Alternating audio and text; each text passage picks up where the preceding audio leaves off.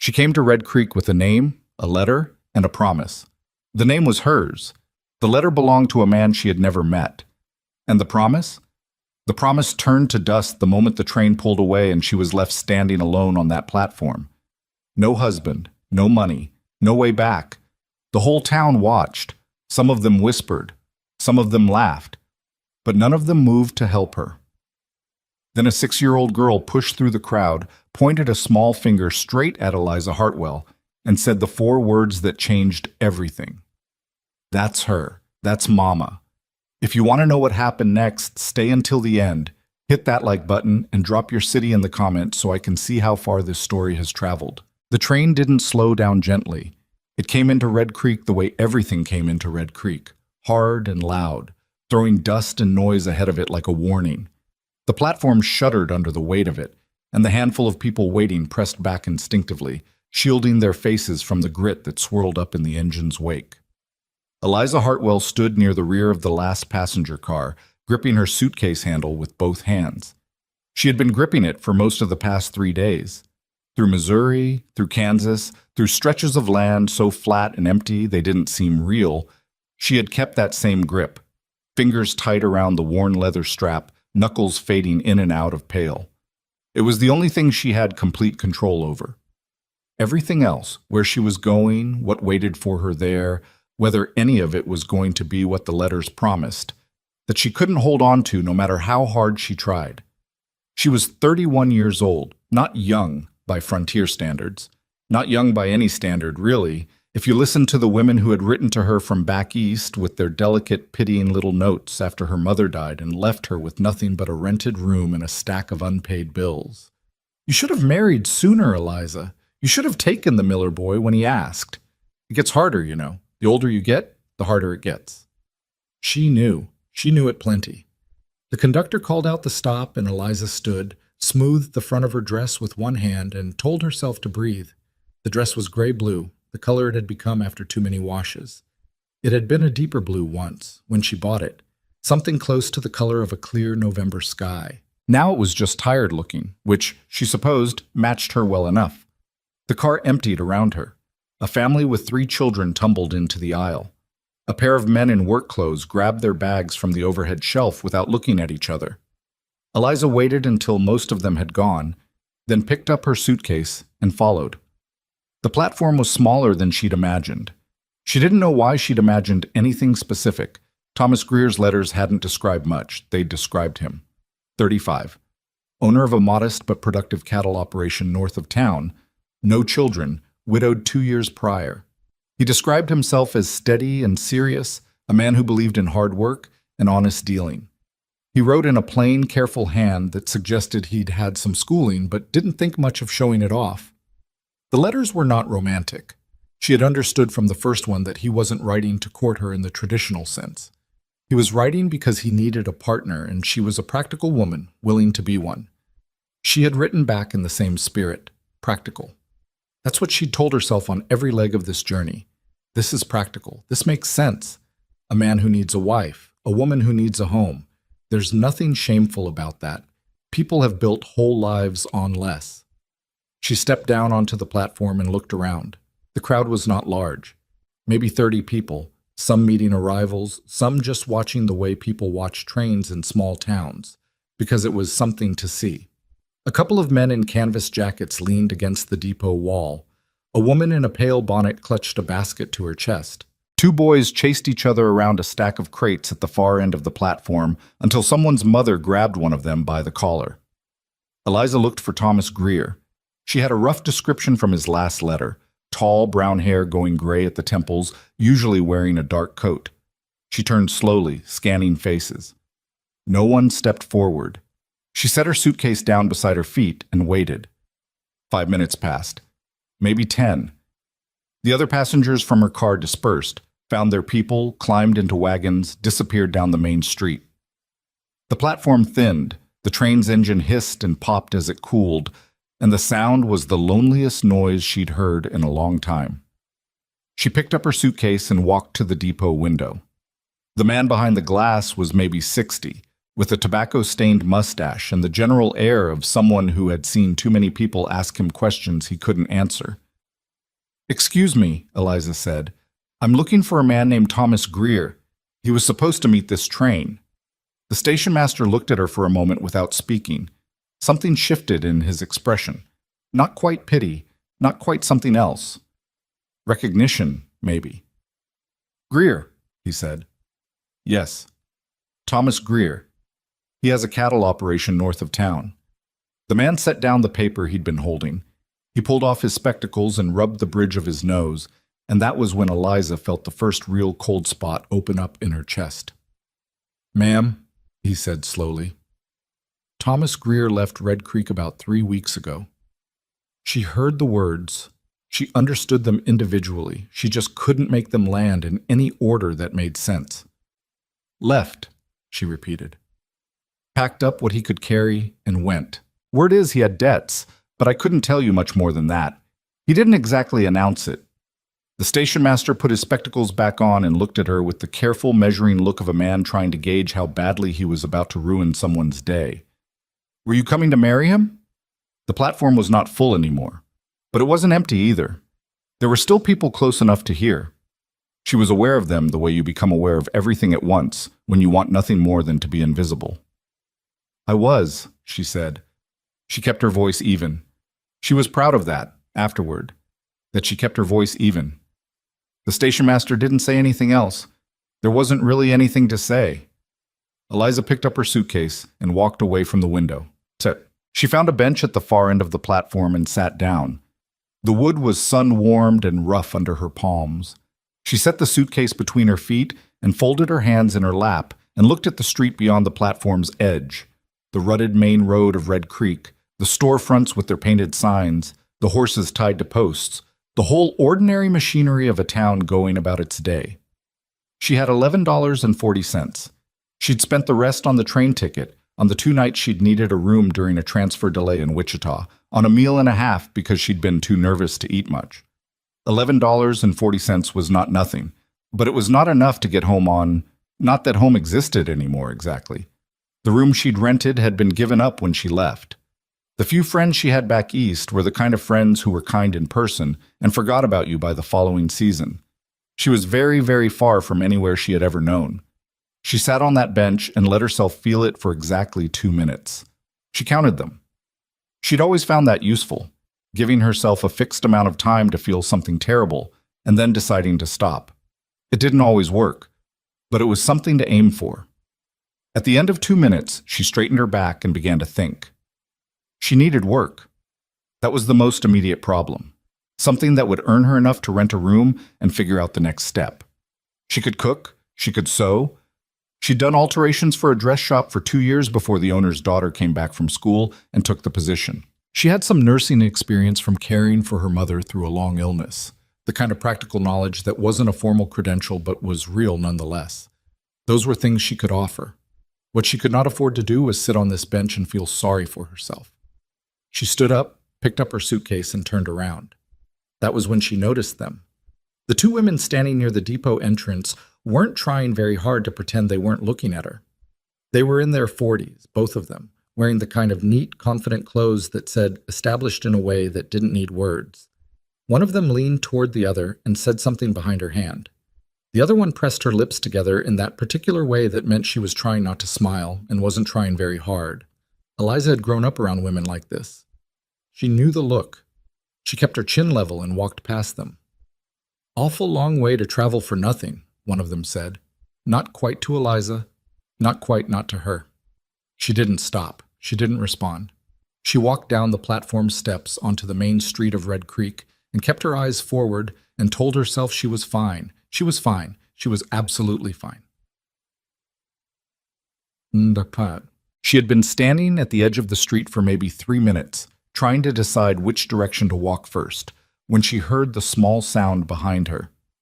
Not a voice, just a shuffle, and then the particular light slap of running feet on packed dirt. She turned. The little girl was maybe 6 years old. Brown hair pulled into 2 uneven braids, one of which was coming loose at the bottom. A dress that had been laundered clean but was missing a button at the collar. Boots that were slightly too big, She walked with a careful, deliberate step that suggested she was compensating for the extra room at the toes. She had stopped about 4 feet away and was staring at Eliza with the complete and unguarded concentration that only very young children and very old people manage without embarrassment. "Can I help you?" Eliza said, because the girl was staring and not speaking, and someone had to say something. The girl didn't answer right away. She tilted her head slightly to the left, like a bird that spotted something unusual. Her eyes, dark brown, serious, moved over Eliza from her face down to her suitcase and back up again. Then she turned around. "Pa!" she shouted, in a voice that was much larger than she had any right to produce at that size. "Pa, come here." A man was making his way across the platform from the direction of the depot, not hurrying, not until he heard her shout, at which point he lengthened his stride with the slightly pained look of a parent who has learned to dread the particular pitch of that specific voice. He was tall, dark hair, some gray at the temples. A dark coat, worn at the elbows. In another moment, Eliza might have thought Thomas Greer and felt her heart do something complicated. But this man was not Thomas Greer, but she could see that immediately, not from any logical comparison, but from something simpler. This man was real in a way that Thomas Greer's letters had never managed to be. He was too tired looking, too specifically alive. There was a smear of something, maybe axle grease, on the back of his left hand, and his jaw was set in the particular way of a person who is carrying a headache and has been for a while. He reached the girl and put his hand on her shoulder. "Rose, what did I say about running off?" "I didn't run far," she said with perfect 6-year-old logic. "Rose." "Pa, look." She pointed at Eliza. The directness of it was startling. No hesitation, no self-consciousness, just a small extended finger aimed like a compass needle. "That's her. That's my mama." The silence that followed was the kind that doesn't last long but feels like it stretches. The man, her father, clearly, went very still. His expression did something complicated that ended up landing on a sort of controlled blankness, the face of a man who has learned to manage surprises without letting them show on his face because he's had to. He looked at his daughter. He looked at Eliza. Eliza, who had held herself together through the station master's news and the women's muttering and the walk down the platform stairs, felt something unexpected happen. Her grip on her composure developed a small crack, because she had not expected this, had not had time to brace for it, and it was possibly the most confusing and desperately sad and almost funny thing that had happened to her in a day full of things that were already a lot. "I'm sorry," the man said. His voice was low and rough, and not unkind. "I don't know what's gotten into her." "It's all right," Eliza said. It was not all right. None of this was all right. But she said it anyway, because what else do you say? "Rose." He crouched down to the girl's level, and Eliza watched his face shift into something more careful, more patient, the face he probably used when he was choosing his words. "This lady is a stranger. You can't say things like that to strangers." Rose looked at him with complete composure. "She doesn't look like a stranger. Everyone looks like a stranger until you know them. How do you know them if you don't talk to them?" He closed his eyes for one moment, just one, then opened them and stood back up. "I apologize," he said to Eliza. He paused, seemed to decide something. "Her mother passed. A few years back, she's been—" He stopped again. "I'm sorry." "You don't need to explain," Eliza said. She meant it. She could see enough. The girl, Rose, had not moved. She was still watching Eliza with that steady, serious gaze, head still tilted slightly, not crying, not performing anything, just watching, like she was waiting to see what Eliza was going to do. Eliza didn't know what she was going to do. She was standing in a strange town with $11.40, no husband, no plan, and a 6-year-old child looking at her like she was a question that had finally been answered. The man's name, as she learned over the next quarter hour, was Nathan Carter. He had not intended to learn her name. She could see that, could see him trying to keep the interaction contained to an apology and an exit the way a careful man handles situations he didn't choose and doesn't want. He was polite about it. He had probably had a lot of practice being polite about things he didn't want, but Rose would not leave. Every time Nathan tried to steer her toward the street, she found a reason to turn back. She had dropped something. She had a question. She was thirsty. None of the reasons were convincing, and Nathan knew they weren't convincing, and Eliza suspected Rose knew he knew, and was operating on the theory that persistence could substitute for logic. In the end, it was the station master who settled it, in the inadvertent way that small-town gossip settles things. He came out to lock the depot window, saw Nathan still standing there, and said, "Carter, you know this woman's the mail-order bride that got left?" Nathan looked at the station master with the expression of a man who would like to tell him to mind his business, but is aware that it won't do any good. "Greer's woman?" he said. "Greer's gone," the station master said, as if this were news Nathan hadn't already gathered. "Left her stranded. Don't know if she's got anywhere to go." He said it with the particular small-town effect of a man who considers this to be someone else's problem, but wants credit for having mentioned it. Then he went back inside and let the door fall shut behind him. Nathan Carter stood in the afternoon light and looked at Eliza, and Eliza looked back at him, and between them Rose stood very still, apparently deciding not to push her luck. "Is that true?" he asked. "Most of it," she said. "He didn't come." "No." "You have family somewhere?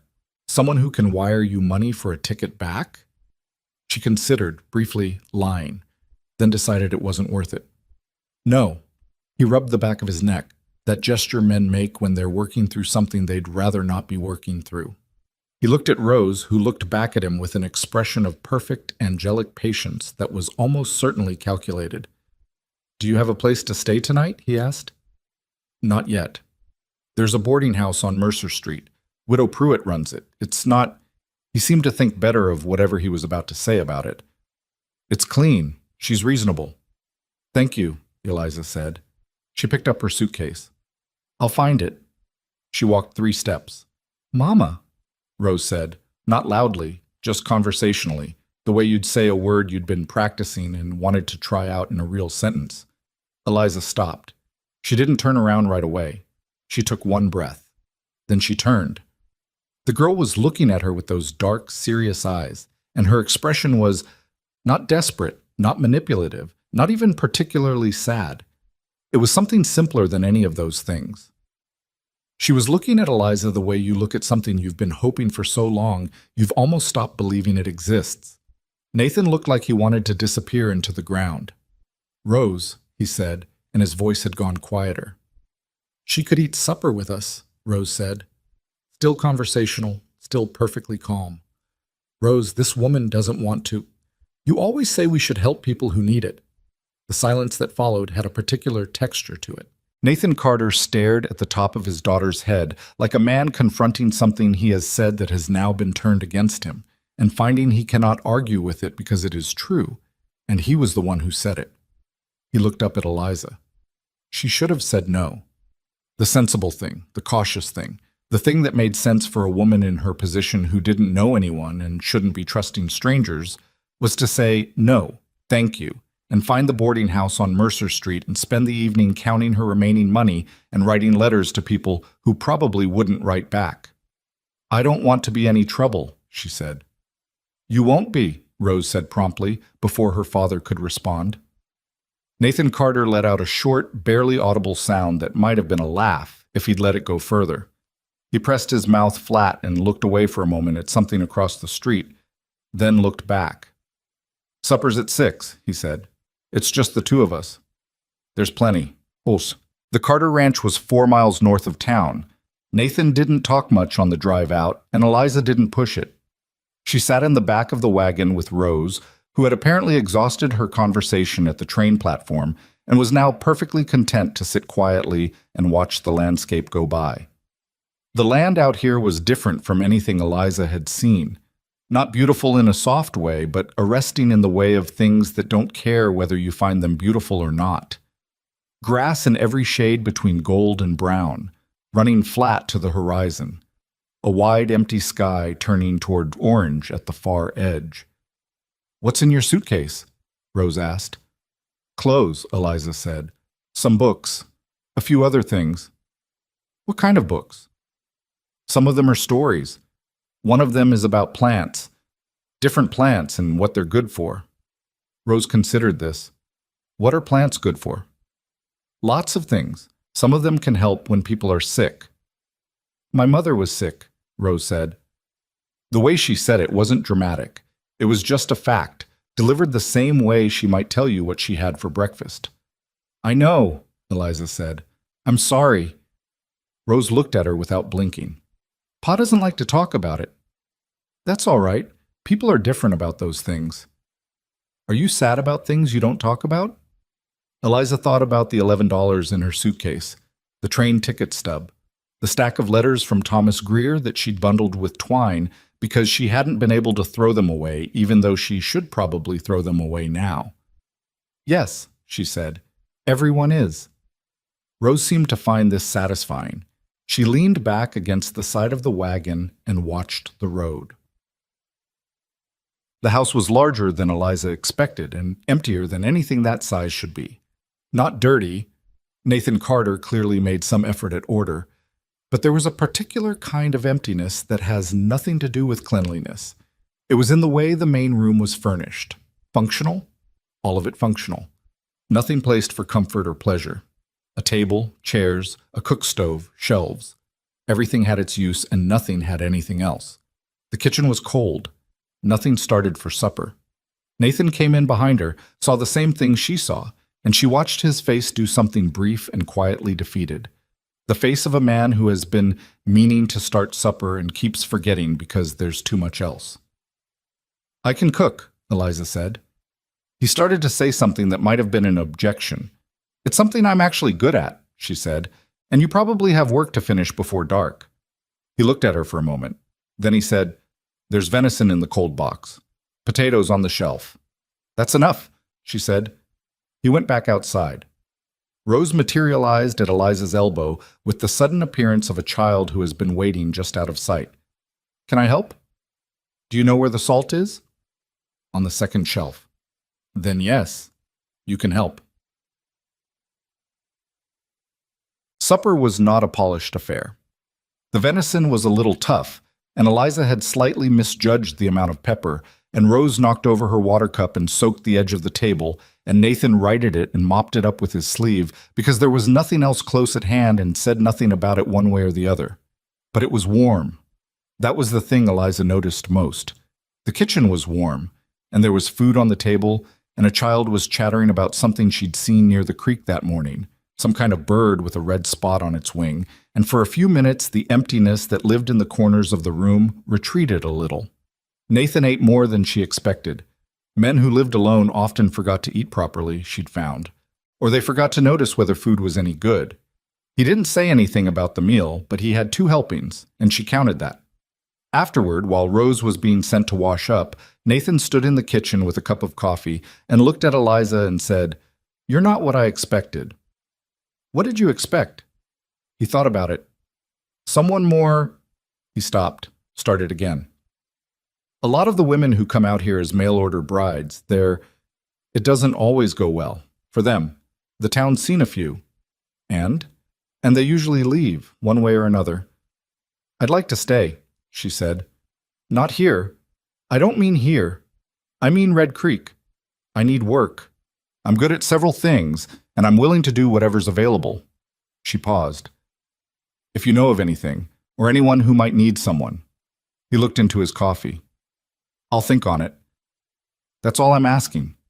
He nodded, and then after a moment he said, She's not wrong about you, you know. Rose. She's a strange kid, but she reads people, usually.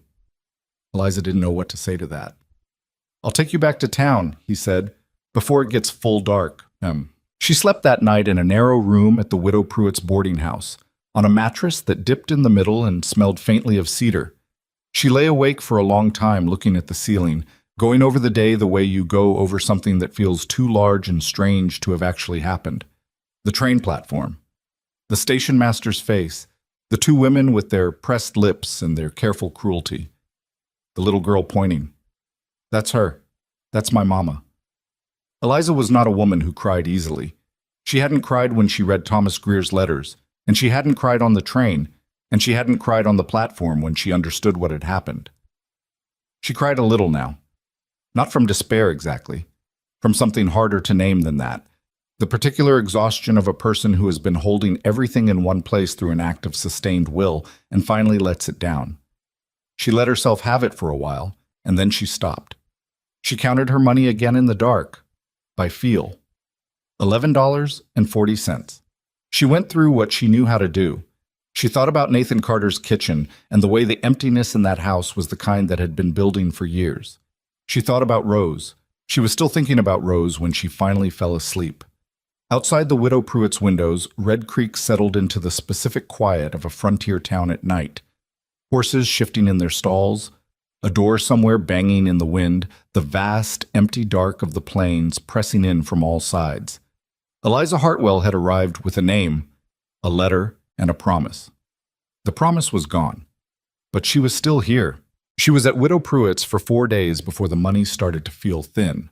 Not gone, not yet, but thin in the way that makes you start counting things twice, measuring out portions in your head before you've even sat down to eat. The boarding house cost 60 cents a day, which included a room and 2 meals, both of which were adequate in the way that things managed by someone who doesn't particularly enjoy cooking tend to be adequate.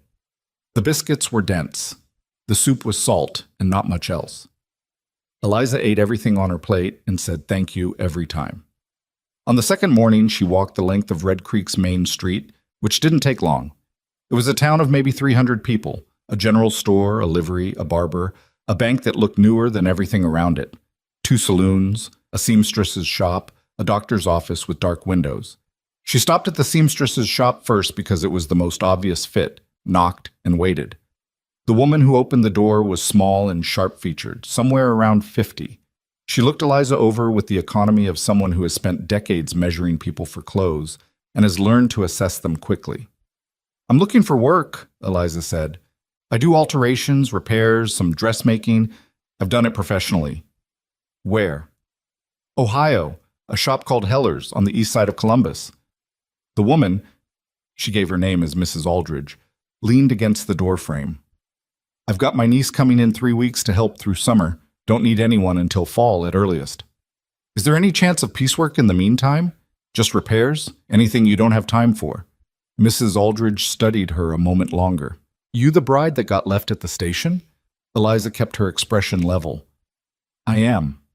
The woman looked past her at the street, seemed to be deciding something. "I've got a pile of mending from the Henderson family that's been sitting for a month. I don't have time for it, and Mrs. Henderson keeps writing me notes. I'd pay you 30 cents for the lot." It wasn't much, but it was something. "I'll take it."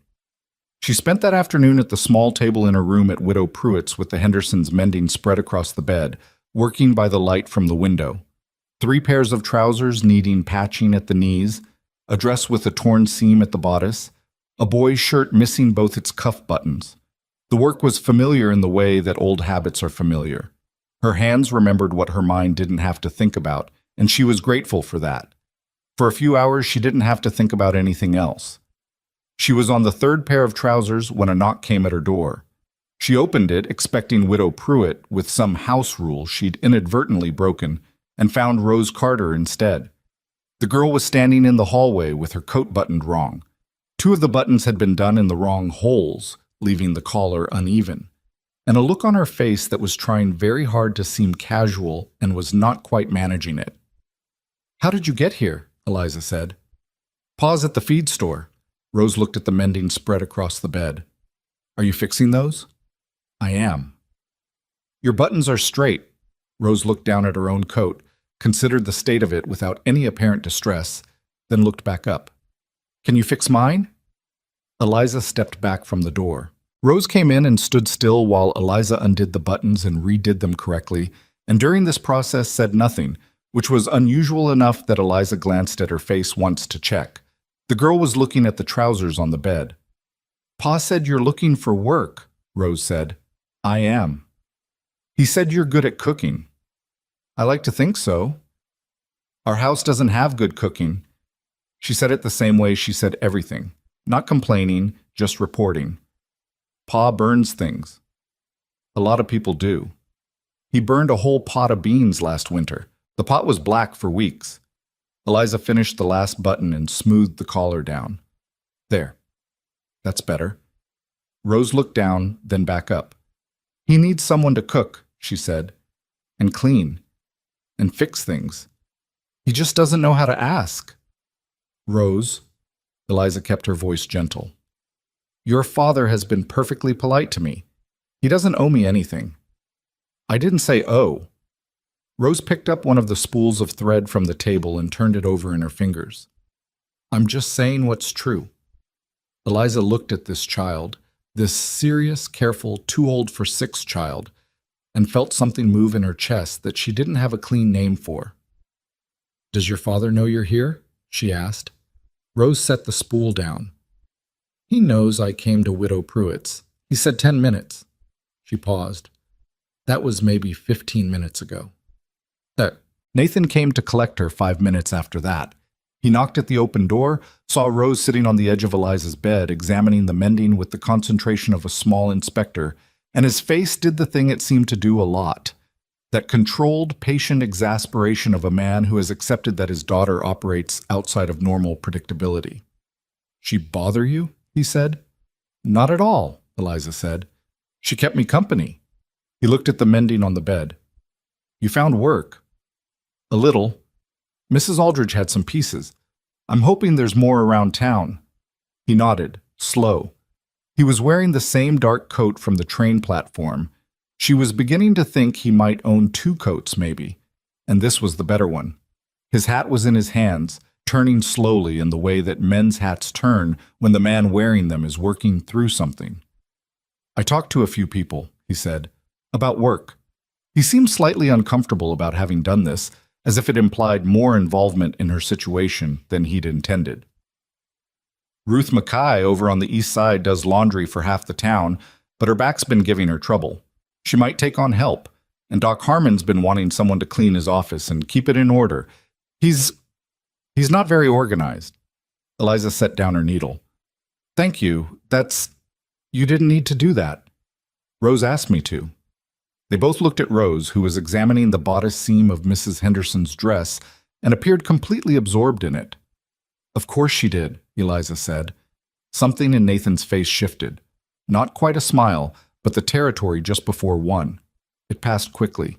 She's not usually wrong, he said, which was almost exactly what he'd said on the first night, and Eliza thought maybe that was just the way he said important things.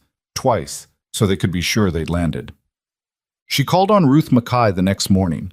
The woman was in her mid-50s, broad-shouldered and clearly in real pain. She moved carefully, turning her whole upper body instead of twisting her back, and winced when she reached for anything above her waist. She looked at Eliza with the frank, appraising look of someone who cannot afford to make a bad hire and knows it. You do laundry before? Ruth asked. Plenty. Not commercially, but I know the work. It's hard. Don't let anyone tell you it isn't. Hauling water, scrubbing, wringing.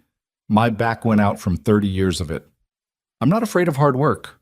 Ruth looked at her for another long moment. Then she said, 20 cents a day, half-day Sundays. I'll tell you what needs doing. That's fair, Eliza said, though she did the math quickly in her head and it was tight. 60 cents to Widow Pruitt, 20 in, which meant if she could pick up the cleaning work at Doc Harmon's too, and maybe keep the mending coming, she would be all right, but just barely. Just barely was survivable. She had proven that before. She started the next morning. Ruth Mackay, it turned out, was a woman of very few words but considerable competence, and she ran her laundry operation with the kind of efficiency that comes from decades of practice. Eliza worked alongside her without complaint and without asking unnecessary questions, and by the end of the 3rd day, Ruth had relaxed enough to tell her about most of the families whose laundry they were washing, which was the kind of social education that would have taken months of ordinary social interaction. The Hendersons, whose mending she'd already done, had 4 boys and a husband who worked the mine north of town. The Websters had money from somewhere back east and made sure everyone knew it. The Calloway family were good people, but the father drank, and Mrs. Calloway pretended not to notice, and everyone else pretended not to notice her pretending. The Carters, Nathan and Rose, weren't on Ruth's laundry list, which Ruth mentioned without being asked, noting that Nathan did his own washing in Rose's too, badly, but he did it. Stubborn, Ruth said, which seemed to be her complete assessment of Nathan Carter. He's been kind to me, Eliza said. Ruth wrung out a shirt with more force than was strictly necessary. He's a decent enough man, just closed up. After Clara died, he pulled in like a turtle, raised that girl mostly by shutting everything else out. She glanced at Eliza sideways. Rose takes after her mother. Clara could read a room like nobody's business, knew what people needed before they said it. Eliza thought about a 6-year-old girl standing on a train platform pointing at a stranger. She seems like she does all right, Eliza said. She does, Ruth agreed. That's the only thing keeping that house from going completely cold. She had been in Red Creek 2 weeks when the storm came. It started as a change in the air, a stillness, and then a smell, the particular iron and dust smell that the land gave off before serious weather. By mid-afternoon, the sky to the west had gone a color that wasn't quite green and wasn't quite yellow and wasn't quite anything you wanted to see covering the horizon. Ruth Mackay took one look at it and said, "Get the washing in, right now." They pulled everything from the lines in a hurry, fabric slapping their arms and faces, and got it inside just as the first real gust hit. It shook the walls of Ruth's house like something trying to get in. Eliza was heading back to Widow Pruitt's along the main street when the rain started, and it did not start gently. It came down all at once, hard and cold, and inside of 30 seconds she was soaked through her coat, to her dress, to her skin. The street turned to mud under her feet almost immediately. She ran, or tried to, but the mud grabbed at her boots and the rain was driving sideways now, and she couldn't see the boarding house yet, and she was beginning to seriously reconsider several of her life decisions. A wagon pulled up beside her. "Get in." Nathan Carter. Hat pulled low, coat already dark with rain, leaning across the seat with one hand extended. She didn't argue. She grabbed his hand and climbed up, and the wagon lurched forward, and she sat dripping beside him in silence while the storm threw itself at them from every direction. "What are you doing in town?" she managed. "Supplies. I waited too long." A beat. "You should have stayed at Ruth's." "I didn't know it was going to hit." Lightning hit something not far enough away. The horse shied, and Nathan handled it without swearing, which she noticed, and without panicking, which she also noticed. "Where are we going?" she asked. "Can't get you back to Pruitt's in this. Road's going to flood." He kept his eyes on the horse. "You'll have to come to the ranch until it passes." She opened her mouth, then closed it, because the lightning hit again, and the logic of the argument was self-evident. The ranch house was exactly as she remembered it from that first supper 2 weeks ago. Functional, ordered, empty in its particular way. But the storm made it feel different. The windows shook and the rain came down the chimney occasionally in small spitting bursts, and the sound of the wind against the walls was constant, and somehow all of that made the inside feel more defined by contrast. The warmth was more noticeable. The lamp Nathan lit on the table threw a circle of yellow light that felt deliberate, intentional, something carved out of the dark. Rose was sitting at that table with a book open in front of her and a look on her face that clearly communicated she had already known about the storm and chosen to stay inside, and that she found the drama of grown adults scrambling to keep up with weather to be somewhat entertaining. She looked up at Eliza, dripping on the doorstep. "You're all wet," she observed. "I am," Eliza agreed. "There's a blanket on the chair by the stove." Nathan went out to see to the horse, and Eliza stood by the stove in a borrowed blanket while her dress steamed gently and Rose read her book, and outside the storm did whatever it was going to do. There was something almost funny about the situation, if she let herself see it that way. She was getting very comfortable with almost funny. Nathan came back in 20 minutes later, shed his coat, and stood at the stove himself. His hair was plastered flat, and he had a cut on the back of his hand from something in the barn. He didn't explain. "Let me look at that," Eliza said. He glanced at the hand. "It's nothing. It's bleeding. It does that sometimes." "Nathan." She said his name without thinking, the first time she had, and he looked up at her like the word had caught him slightly off guard. "Let me clean it. I have some things in my bag." He held out his hand with the air of a man who has decided that arguing is more effort than compliance. She cleaned the cut, shallow, nothing serious, and wrapped it neatly with a strip of cloth, and he watched her do it with an expression she couldn't quite read. "You did that like you've done it before," he said. "I have. My mother was ill for 2 years before she passed. I learned a fair amount. Medical things? Practical things. What to clean wounds with and what not to. What helps with fever and what doesn't, when something is serious and when it isn't." She tied off the bandage. "I also read everything I could find on the subject, which my mother found excessive, but I found useful." He turned his hand over, looking at the wrapping. "You read medical books. And other things. The plant book I mentioned to Rose. Some surgical texts, though I'll admit those were ambitious." She expected him to find this odd. Most people found a woman reading medical texts odd. At best a curiosity, at worst a cause for mild suspicion. Nathan just nodded like she'd said something that confirmed something he'd already suspected. "My wife," he said, and then stopped. Started again. "Clara. She read everything she could find, too. On everything. She said you couldn't know what you'd need to know, so you might as well know as much as possible." The storm rattled the windows. Rose turned a page. "She sounds like she was sensible," Eliza said. "She was." He looked at the fire. "Rose is like her." "I can see that." He was quiet for a moment. Then he said, not quite to anyone in particular, "She's been asking about you every day. What are you doing? When are you coming back? Does Miss Hartwell like horses?" Eliza felt the corners of her mouth move. "What did you tell her?" "I told her I didn't know if you liked horses." "I've never spent much time around them. I don't dislike them."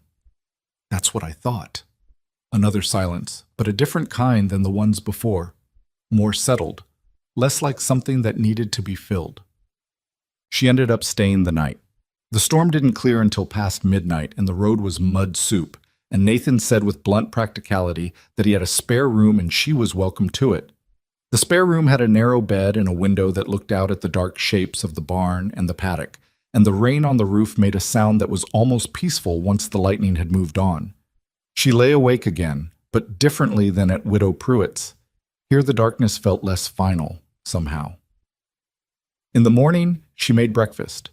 She did it because she was up early and he wasn't yet, and because there was flour and there were eggs and a cured ham hanging in the cold room, and because standing in the kitchen with something to do was easier than standing in the kitchen without something to do. She made biscuits, real ones, with the lard worked in properly, and scrambled eggs and cut slices of the ham and put coffee on. And when Nathan came out of his room still tucking in his shirt, he stopped in the doorway and looked at the table the same way a man looks at something he has been telling himself he doesn't miss. Rose came down the stairs behind him, saw the breakfast, and sat down without being asked. "You made biscuits," she said. "I did." She picked one up and examined it. "Pa's biscuits are flat." "Rose," Nathan said. "They are flat, Pa. You know they're flat." He sat down across from Eliza, poured his coffee, and looked at the biscuit he'd taken with an expression that fell somewhere between appreciation and defeat. "She's not wrong," he said. The three of them ate breakfast while the morning light came through the window and the washed world outside looked clean and sharp, every edge defined by last night's rain. She did not stay. After breakfast, she helped Rose with the dishes while Nathan went out to the barn, and then she changed back into her own clothes, now dry, and packed her bag and said goodbye to Rose in the doorway.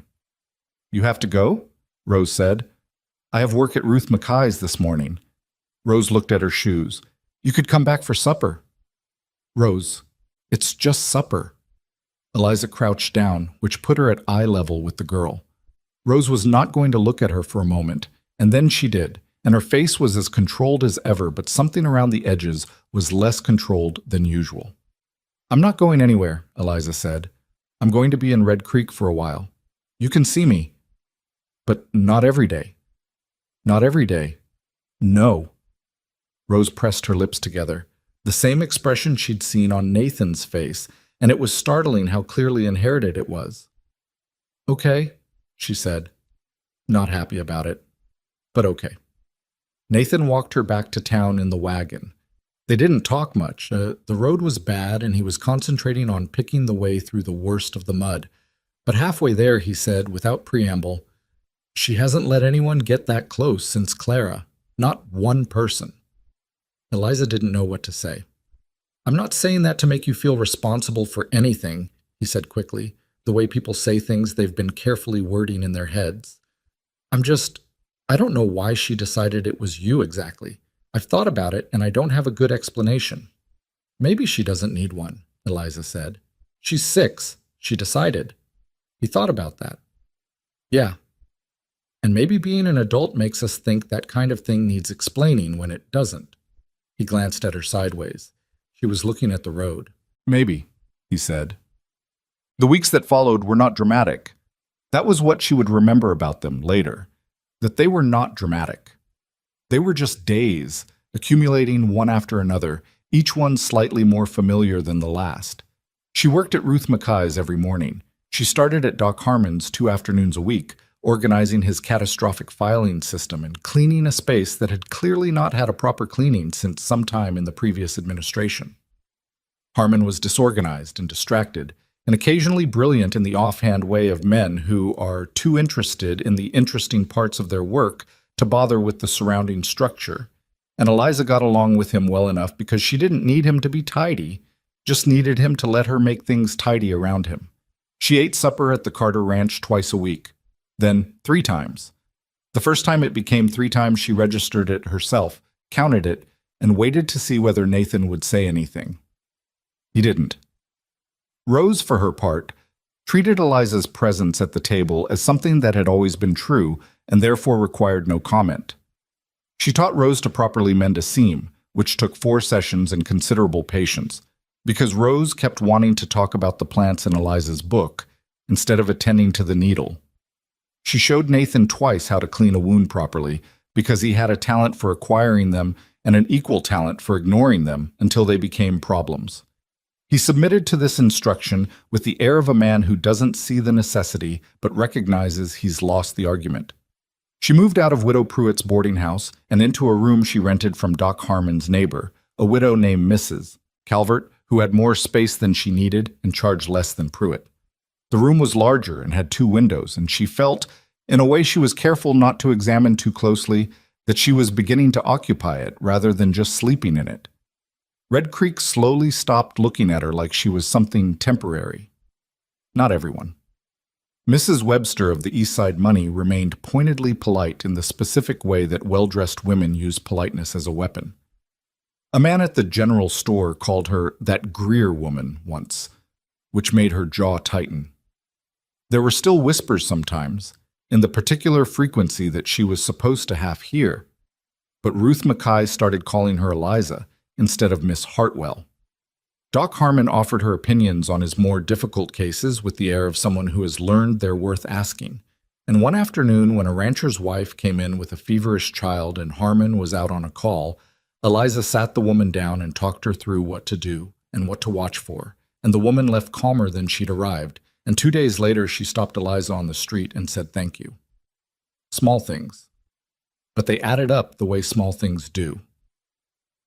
It was on a Tuesday evening in early April, 6 weeks after she'd arrived, that something shifted between her and Nathan in a way she hadn't entirely been expecting.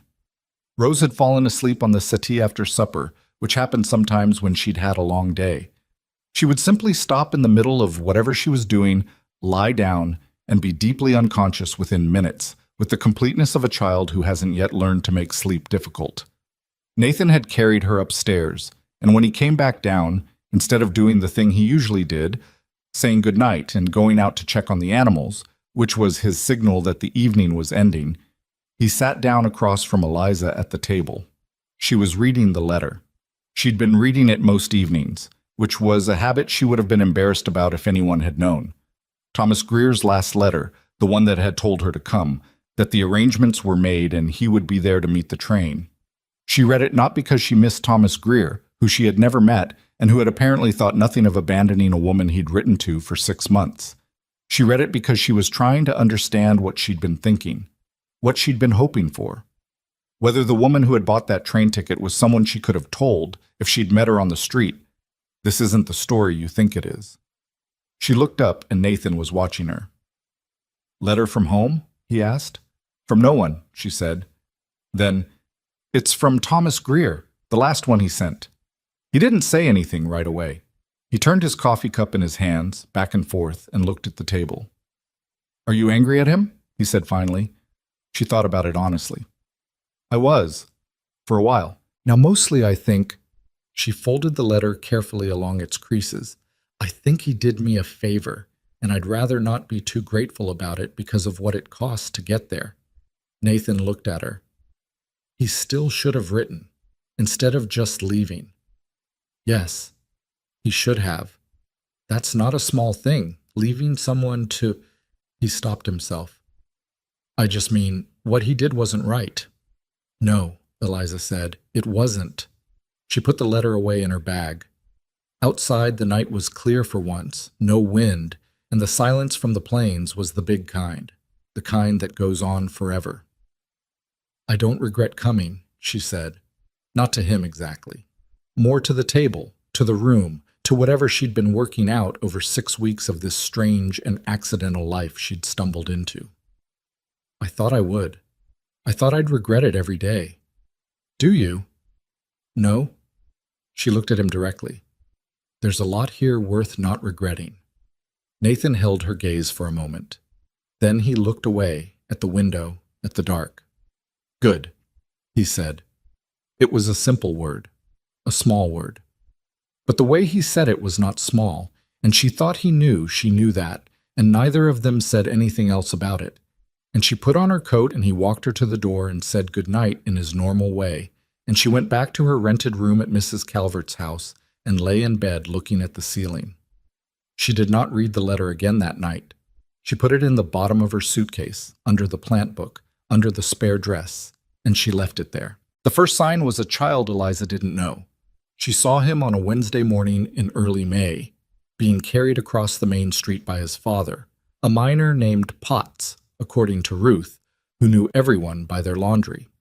The boy was maybe 8 years old, and his head was lolling against his father's shoulder in the way that meant he wasn't just tired, and his face had the particular gray-yellow color that Eliza had learned to recognize during the 2 years she'd spent watching her mother move in and out of fever.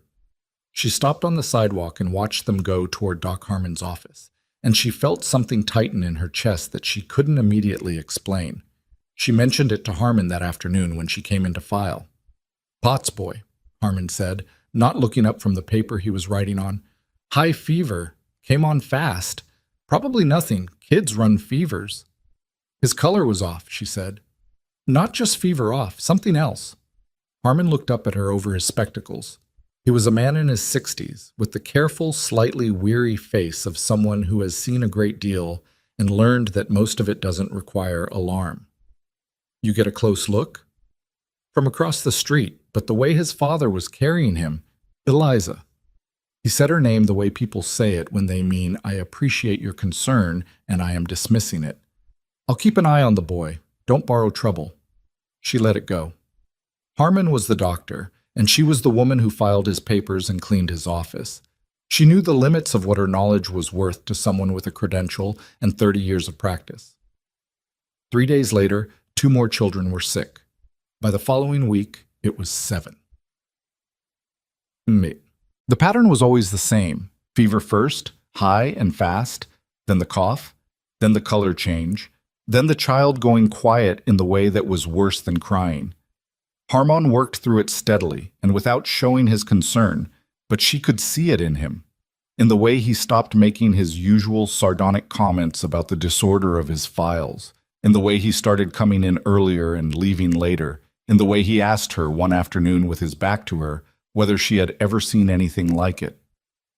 "The fever comes in too fast," she said, "and they're not improving on the usual timeline." "No," he agreed, "they're not." "What do you think it is?" He was quiet for a moment. "I've seen something like it before. Years ago, when I was practicing in Missouri, a summer illness hit a cluster of children in one town." He turned around. His face was more tired than she'd seen it. "We lost 4. The word 4 sat in the room between them. "What helped?" she asked. "Keeping the fever down, keeping them hydrated. The ones who made it were the ones who had someone with them around the clock, someone turning them, making sure they kept taking fluid, watching for the moment things turned one way or the other." He looked at her directly. Not medicine exactly, more like sustained attention. You need more people, she said. I need more people. I can help, beyond the office. I know you can. He sat down, which was something he rarely did in the middle of the day. I may need you to. The town understood it was serious by the second week of May, in the specific way small towns understand things, not through any single announcement, but through the accumulation of closed doors, of women speaking in lower voices outside the general store, of fathers going pale when they mentioned their children's names. The mood was the particular mood of people who have lived in hard country long enough to know that the land and the weather and the distance from everywhere else were not the only things that could take something from them. Word went around that Doc Harmon was stretched thin. Word also went around, more quietly and with the particular speed that gossip has when it carries something surprising, that Eliza Hartwell was helping. She was at Harmon's office from first light. She sat with families in their homes when Harmon was elsewhere. She moved through the town's sick rooms with the efficiency of someone who is not performing calm, but simply has it, because she'd found it in herself during those 2 years with her mother and had not lost it since. She kept notes. Which children, which symptoms, what had helped, and what hadn't. And she brought them to Harmon every evening, and he read them with more attention than he gave most things. The women who had whispered on the train platform did not whisper now. Mrs. Webster of the East Side Money sent a note asking if Miss Hartwell could come to look at her youngest. Eliza went, without mentioning that Mrs. Webster had been one of the ones who hadn't stopped whispering when she walked past. She did not do this because she'd forgiven them, exactly. She did it because the child was sick, and that was the only thing that mattered right now.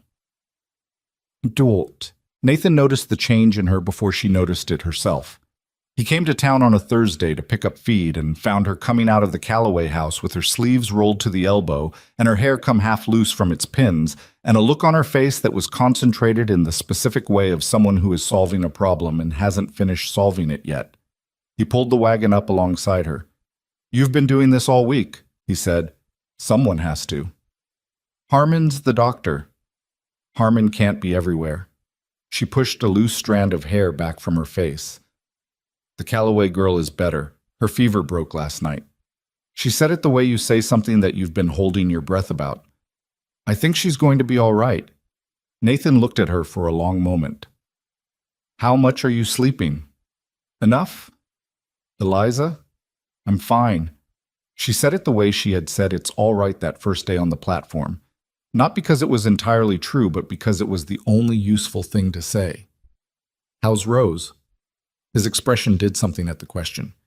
She's fine. She's been asking where you are. Tell her I'll come Sunday, if things are quiet. Things aren't going to be quiet, he said. Not yet. No. She picked up her bag from where she'd set it on the ground. Probably not. He watched her go down the street toward Harmon's office, and she was aware of him watching, but she didn't look back. There was too much to do, sad. The illness reached the Carter Ranch on a Saturday. She was at Harmon's when the knock came. Hard, the kind of knock that doesn't bother being polite about how urgent it is. She opened the door and Nathan was there. He was not a man who showed things easily on his face, and she knew that now, knew how to read the flatness that meant he was keeping something in because he didn't know what would happen if he let it out. Rose had woken with a fever. She heard him say it and felt the ground shift under everything. How high? She said. High enough that He stopped. She was asking for you. She grabbed her bag. She didn't ask Harmon's permission. She looked at him and he looked at her and nodded once because he understood, and they both understood that there was nothing he could do at the ranch that she couldn't do, and there were other families in town who needed him here. The drive to the ranch was the longest 4 miles of her life. Nathan drove fast, faster than the road wanted, and she held on to the side of the wagon seat and said nothing because there was nothing useful to say, and he didn't want reassurance. He wanted to get home. Rose was in her bed. She was not the worst Eliza had seen this month, but she was not good. The fever was high. She could tell without a thermometer, just from the heat that came off the girl's skin when she put her hand to her forehead. Rose's eyes were open and tracking, which was something, but she was not talking, which was not like her at all, and the absence of that steady, certain voice in the small room was its own kind of alarm. "Hey," Eliza said, sitting on the edge of the bed. "Hey, look at me." Rose looked at her. Her eyes were fever bright, too bright. "I'm here," Eliza said. Rose's hand moved across the blanket and found Eliza's wrist and closed around it. Not gripping hard, just holding. Eliza looked at that small hand on her wrist for 1 second. Then she turned around and looked at Nathan, who was standing in the doorway with his arms at his sides and his face doing the terrible thing of not doing anything at all. "I need water, as clean as you have," she said. "Boiled, if possible, because if there's some already boiled from this morning, that's fine.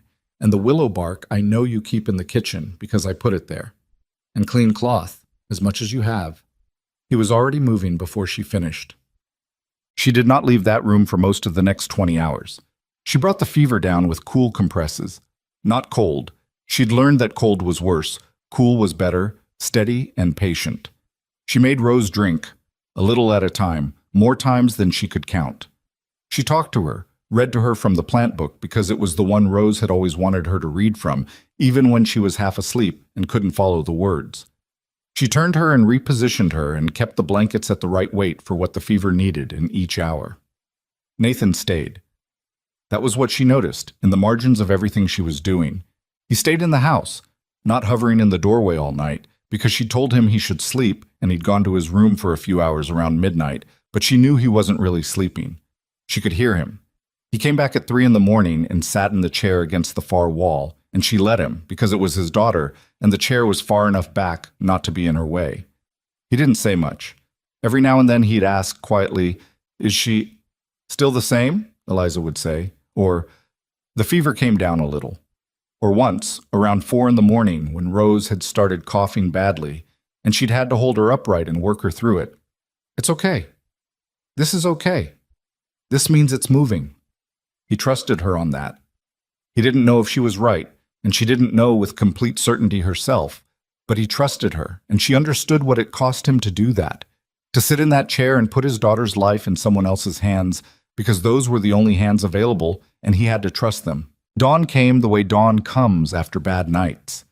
Not suddenly, but in a gradual brightening that seems almost apologetic, like it's not sure it has the right to bring a new day to whatever happened in the dark. Rose's fever broke just before 6 in the morning. Eliza felt it, felt the change in the heat under her hand, the quality of the sweat different, the girl's breathing going easier. Rose turned her head and looked at her with eyes that were clearer than they'd been in 20 hours, and she said, in a voice that was rough and small but unmistakably her own, "Mama, you stayed." The words hit Eliza somewhere she wasn't protected. She had been holding herself together all night with the same quiet efficiency she brought to everything difficult, and she had done it well, and she was not going to fall apart now because the worst had passed. She knew that. She told herself that, firmly and directly. Her eyes filled anyway. She turned her face down toward the blanket for a moment and blinked hard twice, and when she looked back up, she was mostly composed. "Of course I stayed," she said. Her voice was steady. "Mostly. Where would I go?" Rose looked at her with those fever-cleared dark eyes, and the ghost of her usual expression, that serious, watching certainty, was coming back already, reassembling itself. "I knew you would," Rose said. "I told Pa." From the chair against the wall, Nathan made a sound. Just a sound. Not a word, not a cry, more like something releasing that had been held under pressure for too long.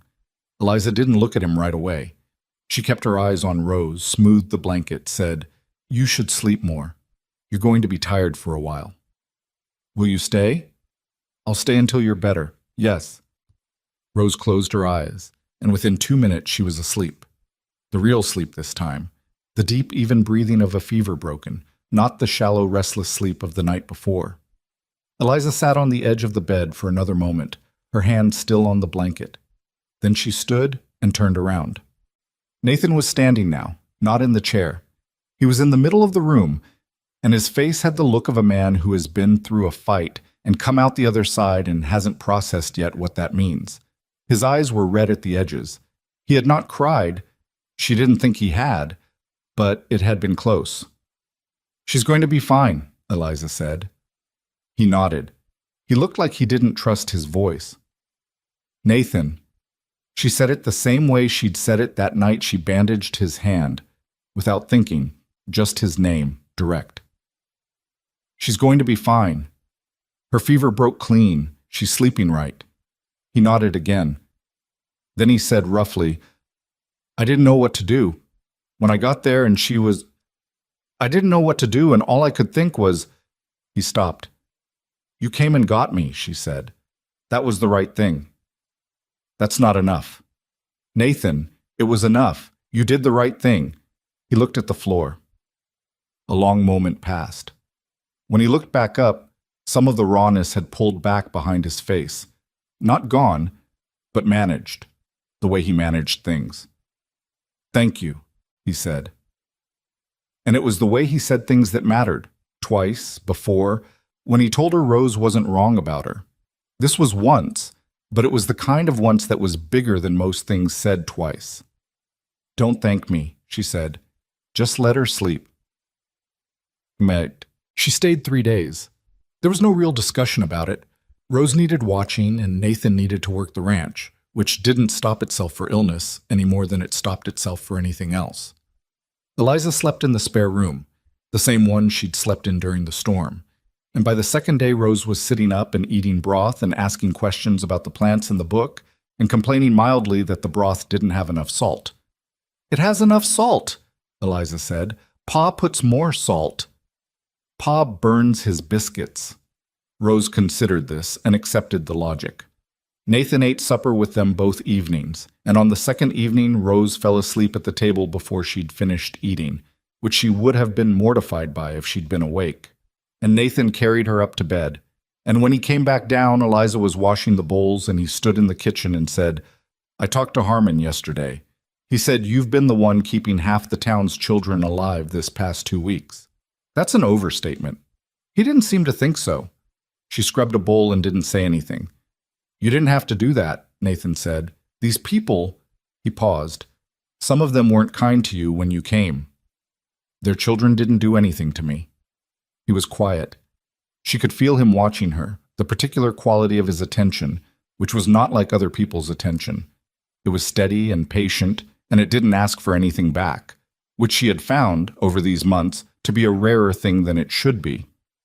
"Still," he said, "I know how to do something that helped," she said. "That's not complicated." For most people it would be. She set the bowl down and turned around. He was leaning against the wall with his arms loosely crossed, and the kitchen light was the kind of warm that made everything in a room look like something worth keeping. "I'm not most people," she said. Not boasting, just true. He looked at her for a long moment. "No," he said. "You're not." Or so. She went back to town on the third day. The illness was not over. There were still children sick, still families needing someone to sit with them through the worst of it. But Rose was well enough, and Mrs. Calvert's house and her own room were beginning to feel like things she should return to, if only to confirm they still existed. Nathan drove her to town again, as he had in the storm, and as he had that first morning after she'd made breakfast. It was becoming a pattern, she realized. These rides in the wagon, the particular rhythm of the horse and the road, and the silence that wasn't uncomfortable, that had become something she counted on without having decided to. Halfway to town, he said, "There's something I want to ask you." She waited. "The work you did this past month, with the sick children, you're capable of more than filing papers and cleaning an office." "I know that," she said. "I mean," he seemed to be choosing his words carefully, which was something he always did when something mattered. "Harmon's not going to be here forever. He's talked about going back east once his lease on the office is up. This town is going to need—" He stopped. "What I'm trying to say badly is that what you do has value. Real value. And I think you know that, but I don't know if anyone said it plainly." She looked at the road ahead. "No one has," she said. "Not exactly." "Then I'm saying it." She sat with that for a moment. The horses' hooves on the packed road, the sky wide above them, the The smell of the land after a week of mild weather, that particular smell of grass and dry earth that she had begun to recognize as the smell of this place. Specifically, this place that was hers now in a way that had nothing to do with what Thomas Greer had promised. "Thank you," she said. It was once, but it was the kind of once that was bigger than most things said twice. They didn't say much after that, but when they reached Mrs. Calvert's house and he pulled the wagon to a stop, he said, "Come Sunday, for supper. Rose wants to show you something she drew." "What did she draw?" "She wouldn't tell me. Said it was for you." Eliza smiled. "A real one, not managed. Then I'll come Sunday." The illness peaked in the third week of May, and then, with the particular stubbornness of difficult things, began very slowly to ease. Two of the children Eliza had been the most worried about. A boy named Edgar Potts, the same one she'd seen carried across the street that first day, and a girl named Lucy Hargrove, who'd been sick nearly as long as Rose, turned corners within 2 days of each other and began the slow improvement that was unmistakable once you knew what it looked like. She'd sat with Lucy through the worst night, talking quietly to keep the girl's mother from panicking when the breathing got difficult. And when it eased and Lucy asked for water in a clear, small voice, Lucy's mother put her hands over her face and cried, and Eliza put an arm around her shoulders and said nothing because there was nothing needed. Doc Harmon slept for 14 hours when the crisis finally passed enough to let him. The town came out of it the way towns come out of things that have tested them, blinking, a little dazed, taking stock of what was still there. Most of them were still there. They had lost one child, a 2-year-old from a family in the far north of town whose parents had not known to come for help until it was too late. And that was the one that stayed with Eliza, would stay with her, in the permanent way that the ones you couldn't save always did. She went to Harmon's office on the morning after he woke up from his 14 hours, and he was sitting at his desk looking at nothing in particular with the expression of a man conducting a private inventory. "Sit down," he said. She sat. "What you did this past month," he said, "was not nothing." "We managed," she said. "Eliza." He used her name the same way she used Nathan's, direct, meaning I need you to hear this clearly. "You managed. I was one man in one office. You were everywhere. You kept notes I didn't have time to keep. You sat with families I didn't have hours to sit with. The Calloway girl, the Potts boy, the Hargrove child." He shook his head. "Calloway girl, the Potts boy, the Hargrove child." He shook his head. "I don't know that they all come through without you." She didn't say anything. "I want to teach you more," he said. "Formally. Whatever I know that you don't already know, which is less than I thought, frankly. But there are things, and you should know them." She looked at him. "You're serious?" "I'm old and I'm tired, and this town is going to need someone after me." "Yes, I'm serious." She thought about the letter at the bottom of her suitcase, under the plant book, under the spare dress. Thomas Greer's promise, the one that had brought her here, the one that had evaporated before she'd stepped off the train. She thought about how it felt to be standing on that platform with nothing and nowhere to go. She thought about Rose's hand on her wrist in the dark. "Yes," she said. "All right." Harmon nodded once, with the air of a man who has made a sensible arrangement and is now ready to stop talking about it. Outside, Red Creek was doing what it did. The horses at their posts, the women with their baskets, the ordinary noise of a town going about its day, only slightly quieter than before, still carrying the particular weight of the past month in the way places do after something hard has moved through them. Eliza put her hands on the arms of the chair and stood up. There was work to do, and she knew how to do it, and she was not going anywhere. June came in quietly, the way months do after hard ones. The illness had moved on, or mostly. There were still a few children slow to recover their full strength, and Eliza checked on them with the regularity of someone who has learned that things can turn without warning and would rather be wrong about the danger than absent from it. But the acute terror of May was over, and Red Creek was doing what small towns do after a crisis passes. It was arguing about something else. The topic this month was water rights, a dispute between two ranching families on the north end of the valley that had apparently been simmering for years and had found the post-illness lull a convenient moment to boil over. Harmon said this was actually a good sign. People who were arguing about water rights were people who had energy to spare, and energy to spare meant they weren't sick anymore. Eliza took his word for it. Her days had reorganized themselves around the new arrangement with Harmon. He taught in the way she'd expected, not formally, not with any system, but through proximity.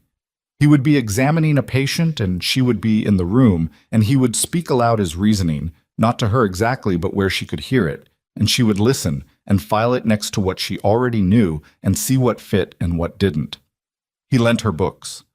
She returned them annotated in her small, precise handwriting, and he read the annotations without comment, which she had learned meant he thought they were good. She was learning things she hadn't known she didn't know. That was the particular sensation of it, not the acquisition of entirely foreign knowledge, but the filling in of gaps she hadn't been able to see before because she hadn't known where to look. She told Nathan this on a Sunday evening, in June, while Rose drew something elaborate at the other end of the table with her tongue pressed to the corner of her lip in her drawing concentration. "Like what?" Nathan said. "Like the difference between a fever that's burning something out and a fever that's the problem itself. I knew what to do with each one. I'd learned by watching, but I didn't understand the difference until Harmon explained the mechanism." Nathan turned his coffee cup in his hands. He did this when he was listening carefully. She'd noticed. The turning cup was his version of paying full attention. "Does it change what you do?" "Sometimes it doesn't. Sometimes it changes everything." He nodded slowly. "Like knowing why a fence line matters, not just where to put the post." "Exactly like that." Rose looked up from her drawing. "I know why things matter," she said. "Miss Eliza taught me why the yarrow is useful." "You taught yourself," Eliza said. "I just told you where to look it up." "Same thing," Rose said with perfect confidence and went back to her drawing. Nathan caught Eliza's eye across the table, and his expression had that particular quality it sometimes got, something close to a smile, something that lived just beside warmth. He didn't say anything. He didn't need to. The trouble started, as most trouble did in Red Creek, with Mrs. Webster. It was a Tuesday in late June, and Eliza was coming out of the general store with a parcel of herbs that Mrs. Calvert had asked her to pick up, when she heard her name in the particular tone that means whoever is saying it knows you can hear them and intends you to. Miss Hartwell. Mrs. Webster had two women with her that Eliza recognized vaguely from church gatherings she hadn't attended, but had been reported to her by Ruth. They were the kind of women who are not individually powerful, but operate as a unit. "I've been meaning to speak with you." Eliza stopped. "Mrs. Webster, I wanted to say, and I think I speak for many of us, that what you did during the illness was appreciated, genuinely." A pause, the kind with something attached to it. "You're clearly a capable woman." "Thank you," Eliza said, because it was the only word available. "It does make one think." Mrs. Webster smoothed the front of her jacket, a gesture that seemed automatic. "You've been here, what, 4 months now? And you're clearly settled in your way. Working for Doc Harmon, the laundry work with Ruth, spending a great deal of time out at the Carter Ranch." "I have friends there," Eliza said, keeping her voice level. "Of course." The words were smooth, careful. "I only mention it because people do talk, Miss Hartwell. It's a small town. A woman in your position spending that much time at a widower's home with no formal arrangement." She let the sentence stop where it was going to do the most work. "I'm sure you understand." Eliza understood. She understood exactly. "I appreciate your concern," she said, which was not the same as thanking her for it. "Good morning, Mrs. Webster." She walked away. Her hands were perfectly steady. Her jaw was tight enough to ache. She didn't tell Nathan right away. She told Ruth that afternoon while they were getting the last of the laundry in before a wind came up. Ruth wrung out a sheet with approximately the force she would apply to a problem she'd like to eliminate from the world. "Pay no attention to Miriam Webster," she said. "She's been running other people's business since before her husband made his money, and she's only gotten worse since he died and left her more time." "She's not the only one saying it," Eliza said. "She just says it to my face. Some of them do it the other way." Ruth looked at her. "Does it bother you?" Eliza thought about how to answer honestly. Not the way it would have in April, but it. She folded the sheet she was holding.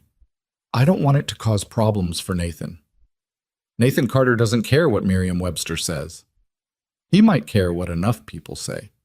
Ruth was quiet for a moment, which was unusual. What are you going to do? I don't know yet, Eliza said. I'm thinking.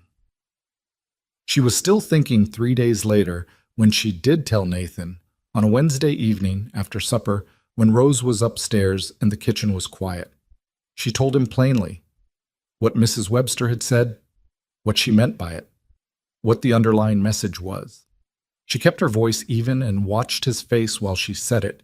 His face did the thing it did when he was genuinely irritated, a stillness that was different from his usual stillness, a set to his jaw that was not the same as his ordinary jaw. She has no business saying that, he said. She has a point, Eliza said. He looked at her. I don't think she does. Nathan, I'm not saying she was kind about it. She wasn't. But a woman with no family, no husband, spending 3 and 4 evenings a week at a single man's home, she stopped. It's not what people do, not out here. Not without, it invites talk. And talk can make things difficult for you. I'm not worried about Merriam-Webster's talk. You have a daughter. That landed. She saw it land. He was quiet for a moment, looking at the table. Rose isn't affected by what Merriam-Webster says, he said, but his voice had lost some of its certainty. She is if it changes what people think of her father. Eliza folded her hands on the table, an effort at composure that she needed because this conversation was doing something to her that she hadn't been fully expecting. I'm not saying this to create a problem. I'm saying it because I don't want to be one. Nathan looked up at her. You're not a problem. I might be becoming one. She kept her voice steady. I've been thinking that I should probably come less often, give people less to point at. The silence that followed was the kind that has texture to it. Is that what you want? He said. His voice was careful in a way that meant he was making an effort to keep it that way. It's not a question of what I want, she said. It's a question of what's sensible. Those aren't always different things. Nathan. Eliza. He said her name the same way she'd said his, the same weight, the same directness. Is that what you want? To come less often. She looked at him across the table, the lamp between them, the house quiet around them, the sound of the planes outside in the dark, that vast permanent silence that she had stopped finding lonely weeks ago. No, she said. He held her gaze for a long moment. Then he said, Then don't. It's not that simple. It can be. You're not a woman in a frontier town with no family name and no husband and nothing to protect her from what people decide she is, she said, and she said it with more sharpness than she'd intended, because it was true and she was tired and the tiredness had an edge to it that she didn't always manage to keep covered. He was quiet. He took the sharpness of it, without reacting to the delivery, which was, she thought, something considerable in a man. No, he said. I'm not. A pause. But I'm also not someone who's going to let Merriam-Webster decide who comes to supper at my table. She pressed her lips together. I know. I don't think you do. Not entirely. She looked at him. He was looking at his hands, flat on the table now, not at her. The way he looked at things when he was about to say something that cost him something to say. When Clara died, he said slowly, I made a decision. That I was going to close everything down that could hurt that way. Keep the ranch going, raise Rose, do what needed doing. That was it. He stopped. I was very sure about that decision. For about 3 years, I was very sure about it. She waited.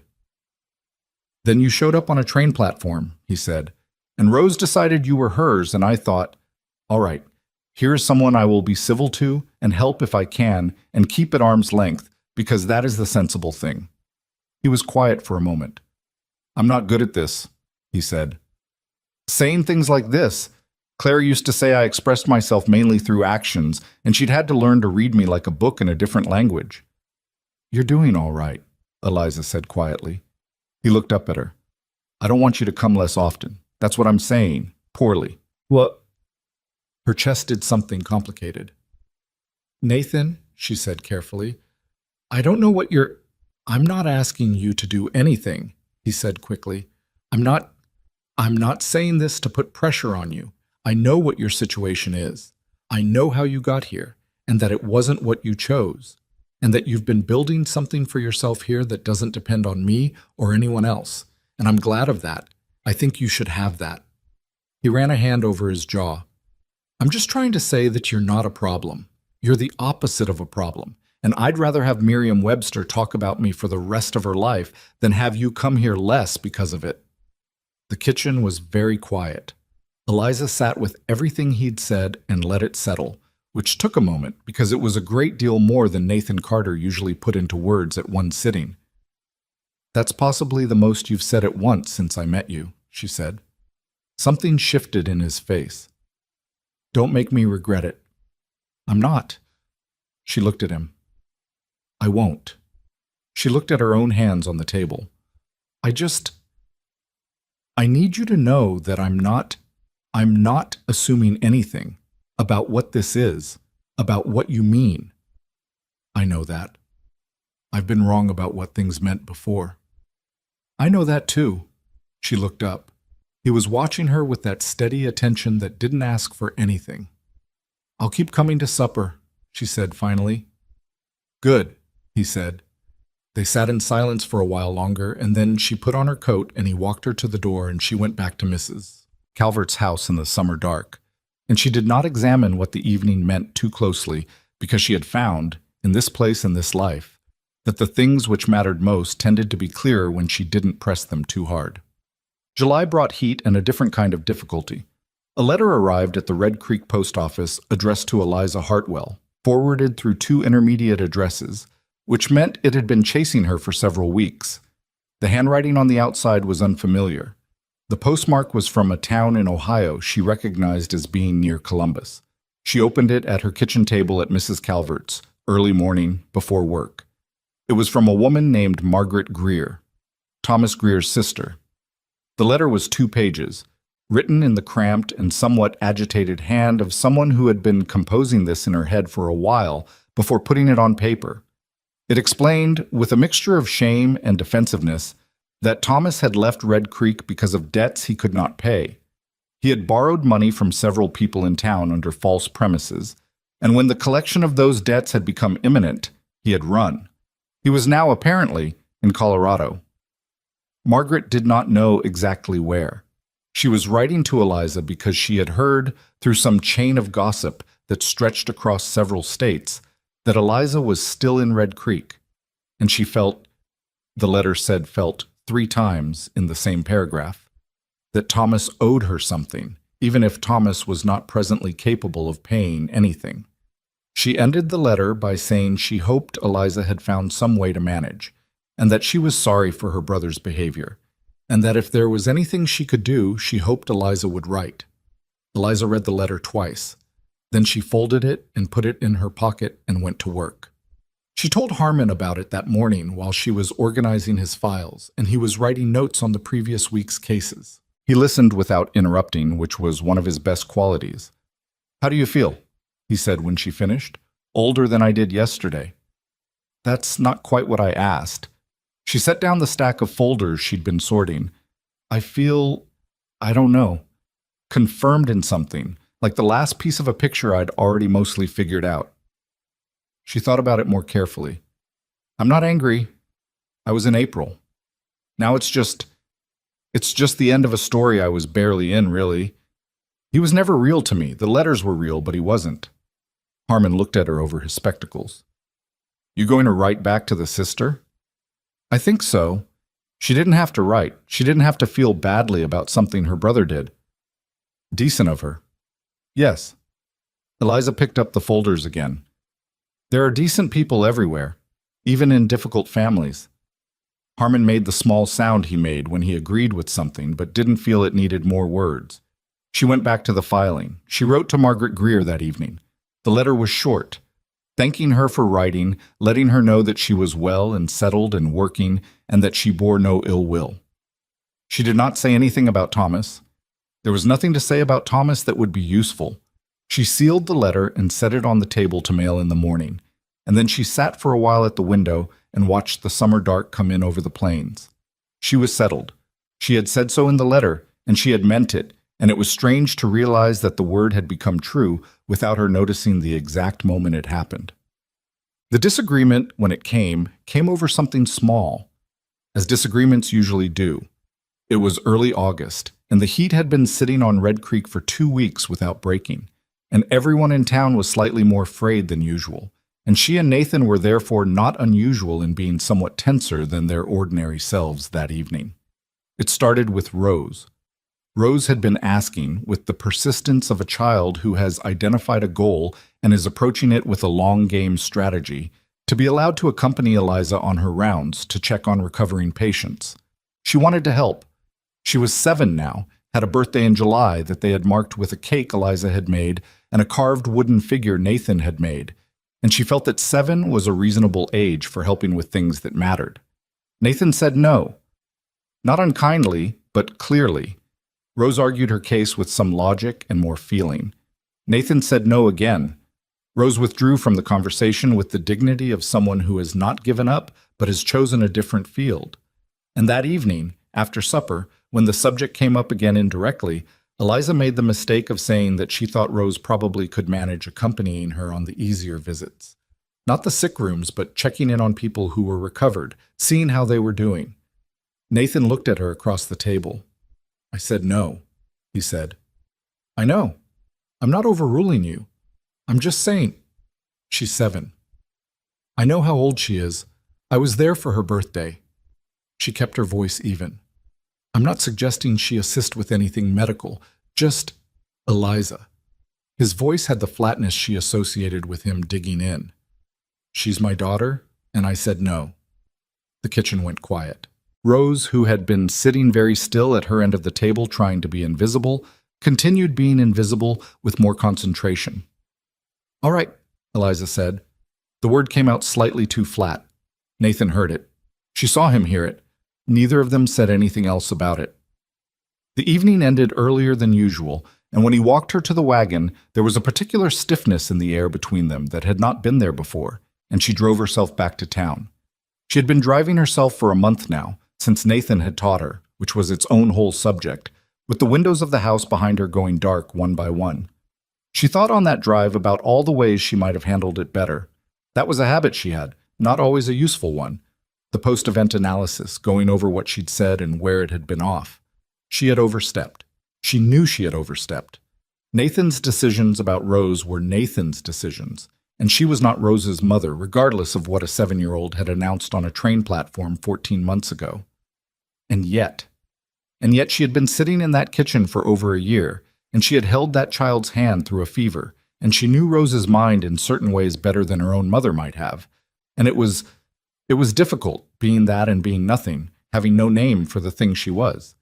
She was not angry. She was something else, something that was sad in a patient-specific way, the sadness of someone who can see exactly what the problem is and doesn't know how to fix it.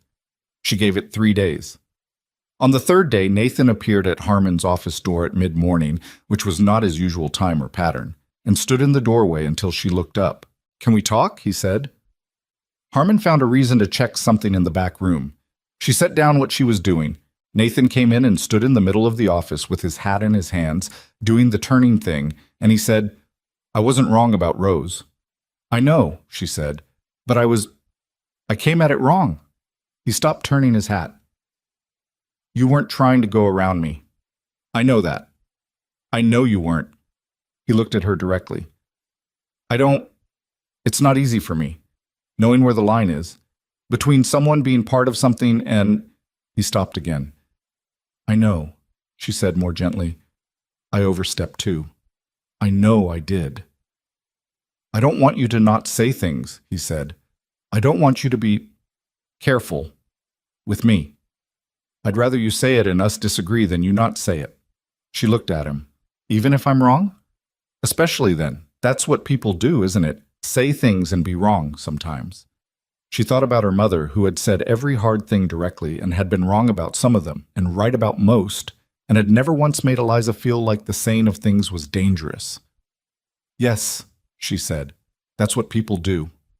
He nodded. Some of the stiffness went out of his shoulders, and he put his hat back on his head, which meant the hard part was over. Rose can come on the easy visits, he said. The ones where people are already better. I'll think on it.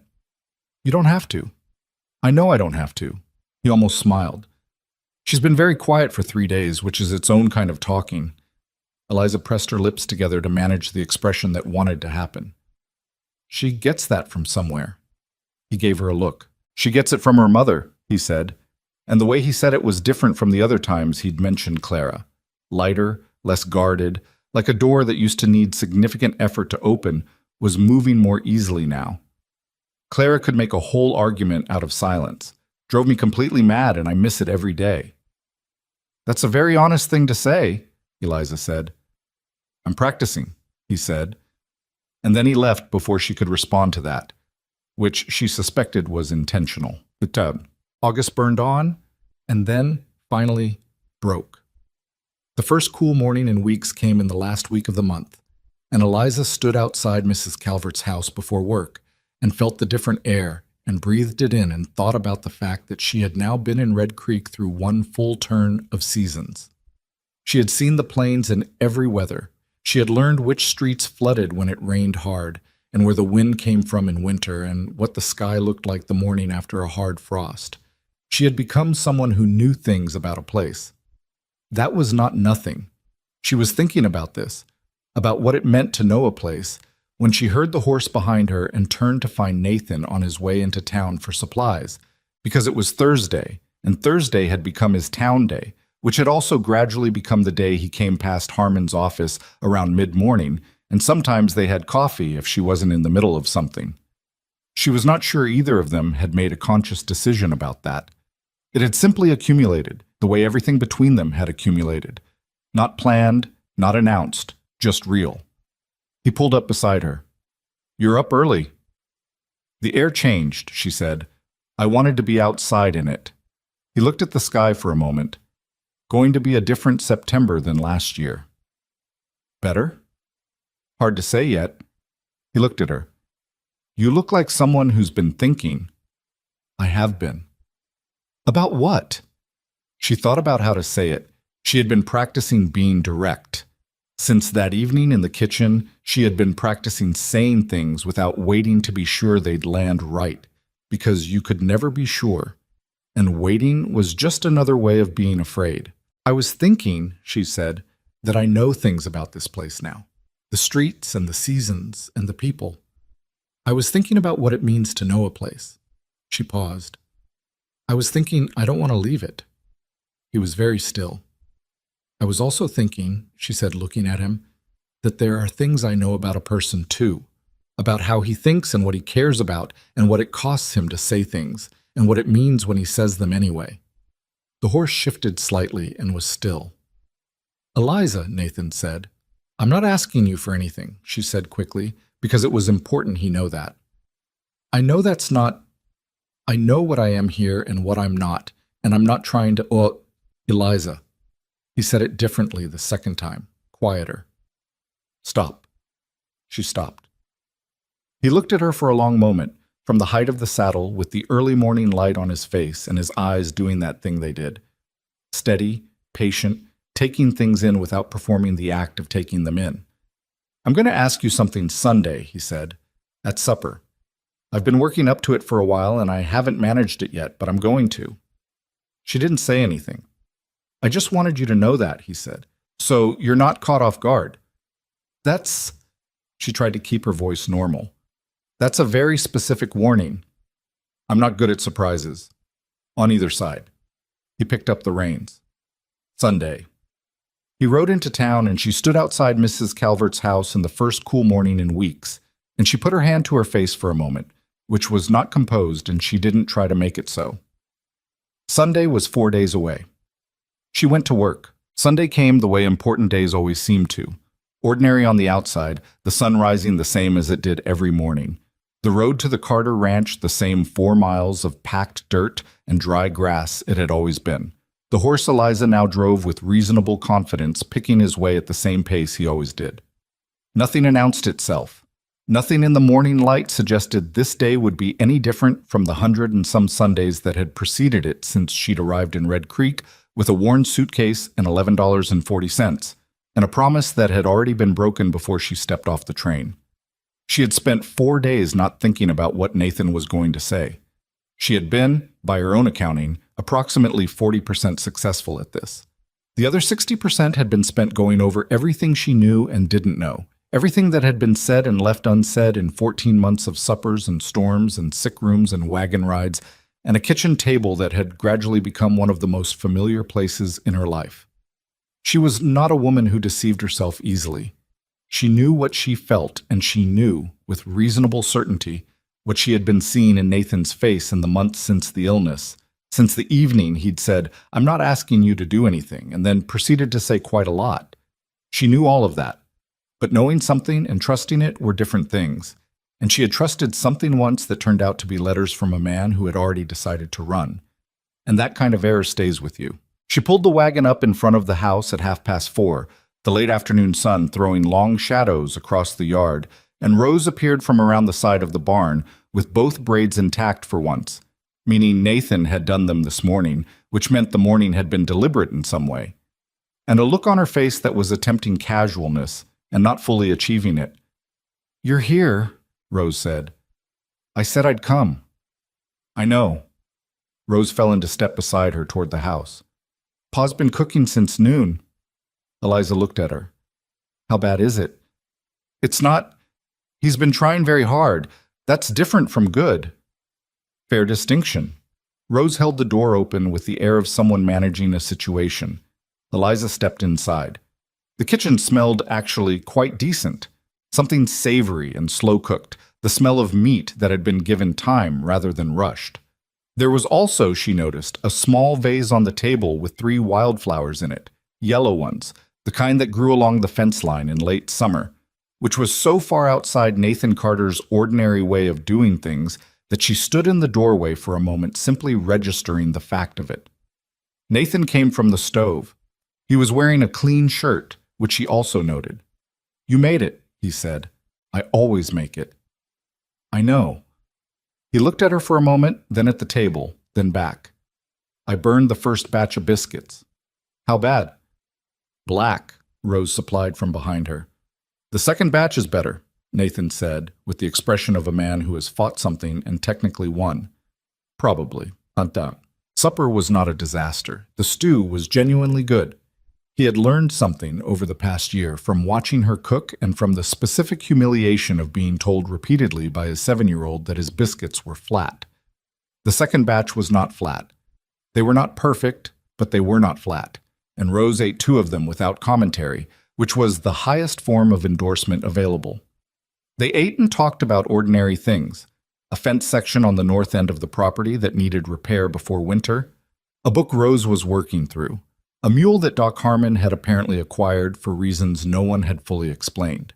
The ordinary conversation of people who know each other well enough that silence doesn't need filling, but words are still pleasant when they arrive.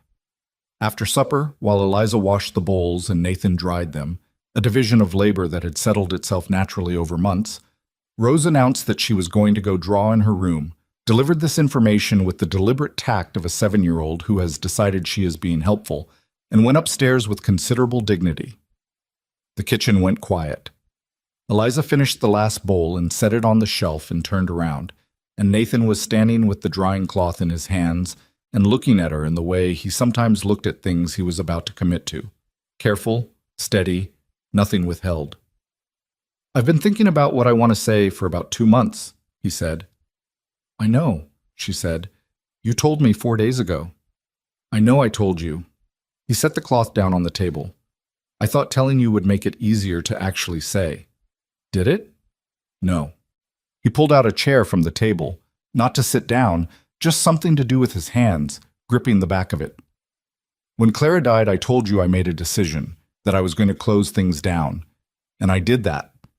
I did it very thoroughly for about 3 years, and it worked, in the way that decisions like that work, which is that you don't feel things very much, and you also don't feel very much."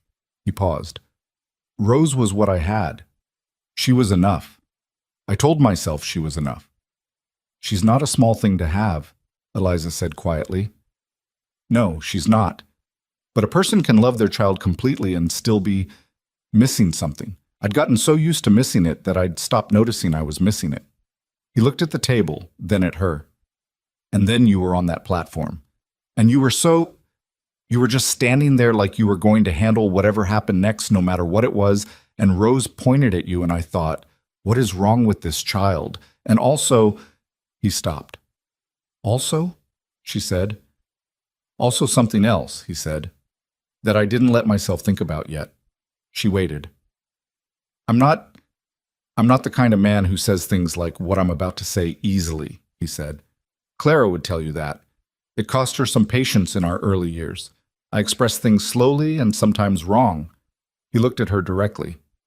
But I want to try to say this right, so I'm going to say it plainly, which is the only way I know how. Plainly is good, she said. I love you, Nathan said. I've been in love with you for a while now, and I'm not very good at knowing exactly when it started because I wasn't paying attention to it when it was starting, which is probably how these things work. And I know what you came here for, and I know it wasn't this, and I know you've built something here that's yours and doesn't depend on anyone, and I don't want to take any of that from you. He let go of the chair back. But I want to ask you to marry me. And I want to be clear that I'm asking, not assuming. You can say no. It won't change. He seemed to think about whether that was true. It'll change some things, but not everything. You'll still be Rose's. He stopped on that word. Her what? Eliza said. Her voice was steady. She was focusing on keeping it steady. Whatever she needs you to be, he said. Whatever you're willing to be. The kitchen was very quiet. Eliza looked at this man, this closed-up, slowly opening man who burned his biscuits and put wildflowers on the table and had told her she was not a problem. She was the opposite of a problem and had meant it in ways that went beyond what the words themselves said. Who had sat in a chair against the wall all night while his daughter fought a fever because he needed to be near, even when there was nothing he could do. Who had said, I'm practicing, and walked away, and had been, she understood now, telling the truth. She had come to Red Creek with a promise that was already broken. She had stood on a platform with nothing and had built something from nothing, the way she had always had to, the way the women she'd admired had always had to, not from what they were given, but from what they refused to put down. She had built a life here, a real one, with weight and texture and roots she could feel when she pressed on them. And she had done it alone, as she'd always done things, because that was the only way she'd known. But she was looking at a man who was asking her, plainly, if she might consider not doing everything alone anymore. Not because she needed him. He knew she didn't need him, and he wasn't asking from that place. He was asking from a different place entirely.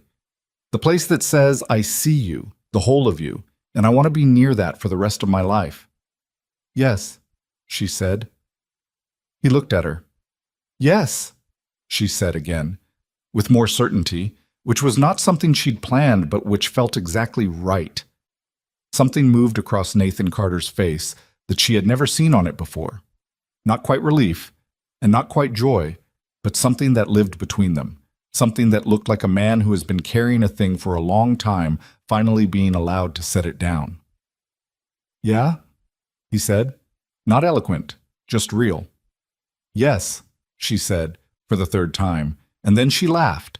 Actually laughed, the unmanaged kind, the kind she hadn't realized she'd been holding back until it arrived. And he crossed the kitchen in 2 steps and put his arms around her, and she let him, and she put her face against his shoulder, and for a moment neither of them said anything at all. From upstairs, Rose's voice came down with the precision of a child who has been listening very carefully at the top of the stairs. Did she say yes? Nathan closed his eyes. Eliza laughed again, into his shoulder, and felt him laughing too, or the version of laughing that Nathan Carter did, a shaking in his chest, almost silent, that she had learned to recognize as real. Rose, he called up, I'm just asking. Go draw something. A pause. Then footsteps, and the small sound of a door, and silence. She's not drawing anything, Eliza said. No, Nathan agreed. She's not. They told her properly after that, when she came downstairs pretending she'd just happened to be heading to the kitchen for water.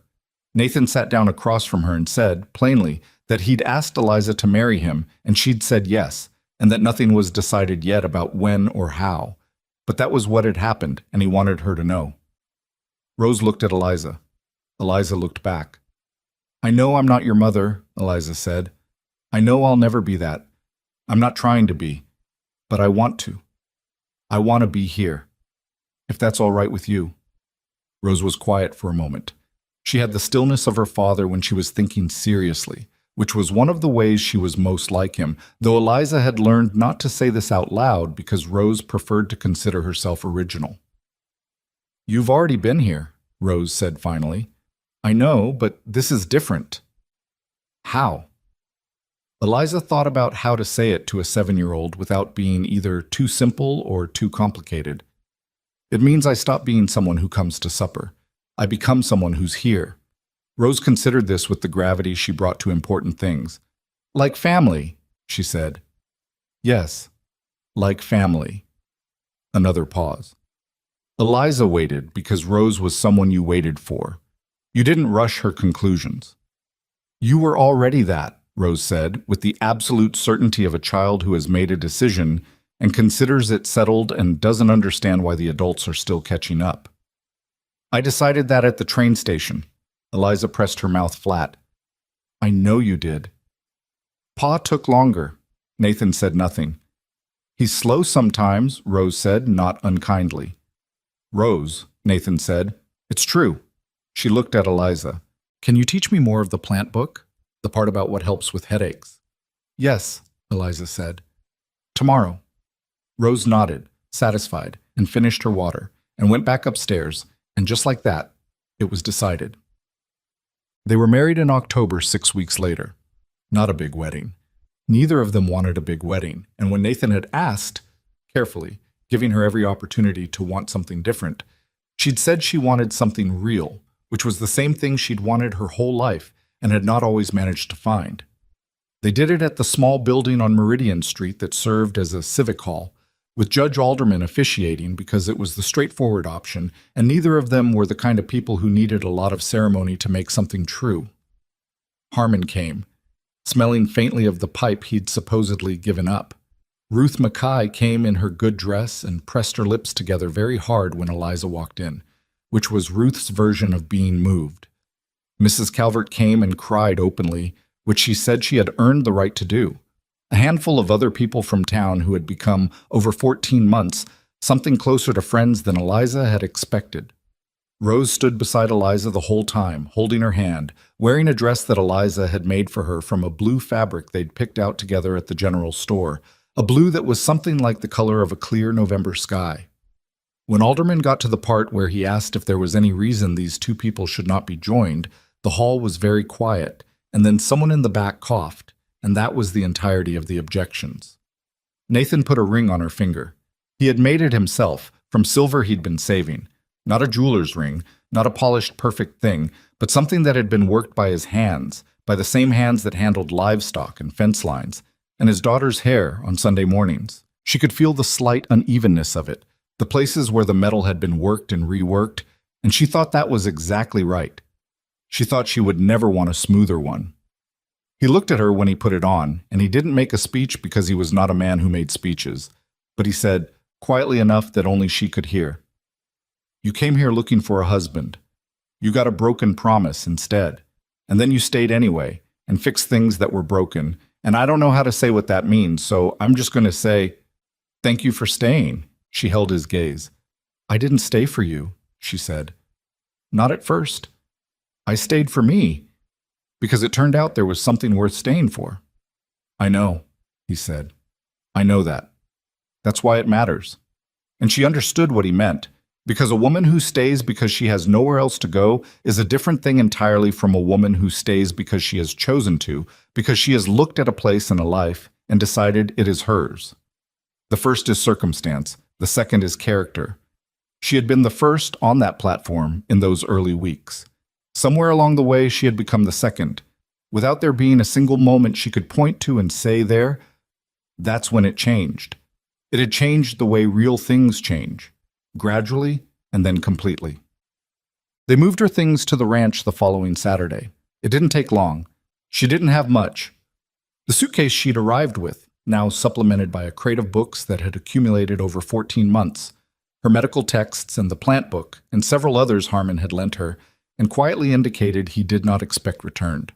Her clothes, which had grown to fill 2 modest drawers. The small things that collect around a life that is being lived in one place. A jar of dried herbs from Mrs. Calvert's garden. A piece of embroidery that Rose had done and given her with the frank artist's confidence of a child who knows the work is good. A coffee cup she'd bought at the general store because she liked the weight of it in her hands. The spare room became her room. Not the room she'd slept in during the storm and during Rose's illness. That one was small, purely practical. Her room was different. Nathan had, without telling her he was going to, put up a shelf along the wall and built a wide windowsill bench, because he had seen her read and he knew she read best when she had something to sit on that was wide enough to tuck her feet up. He had done this the way he did important things, without announcement, just done, just there. She stood in the doorway of the room when she saw it and didn't say anything for a moment. "If you don't like the bench," he started. "Don't," she said. "Don't walk it back. It's perfect." Then, before he could register that she'd said perfect about something she'd always held should not be described as perfect, "It's exactly right." He looked satisfied in the quiet way he looked satisfied, and she thought that was something too. The pleasure of knowing someone's internal vocabulary well enough to read what the outside of their face was doing. She kept working with Harmon. This was not a discussion she expected to need to have, but Nathan brought it up first the week after the wedding, and she was glad he did because it meant she didn't have to. "I don't want you to stop," he said. "What you do with Harmon, the learning, the work. Don't stop that." "I wasn't planning to." "I know, but I wanted to say it plainly since we're practicing that." She looked at him across the kitchen table, her kitchen table now, which was still a strange thing to feel the truth of. He's going to retire eventually. He keeps saying 2 years, which I think means he doesn't know. And then Red Creek either finds another doctor or it doesn't have one. She turned her coffee cup in her hands, a habit she'd picked up from him without noticing. "I'm not a doctor. I won't ever be a doctor, not formally, not without going somewhere there's a medical school and doing things that aren't available to me." She paused. "But I can do most of what this town needs. Harmon says so. I'd believe him over almost anyone else on that subject." "Then you do it," Nathan said. "It's not that simple. People might not—" "The Calloway girl is alive," he said. "The Potts boy. Lucy Hargrove. Rose." He looked at her. "People remember. The ones who matter remember. Mrs. Webster might not." "Mrs. Webster took her youngest to you twice last summer and didn't say anything disparaging about it." "That's not the same as Eliza." He waited until she stopped. "You are the most capable person I know. Do the work." She was quiet for a moment, then, "You're biased." "Probably," he said. "Doesn't make me wrong."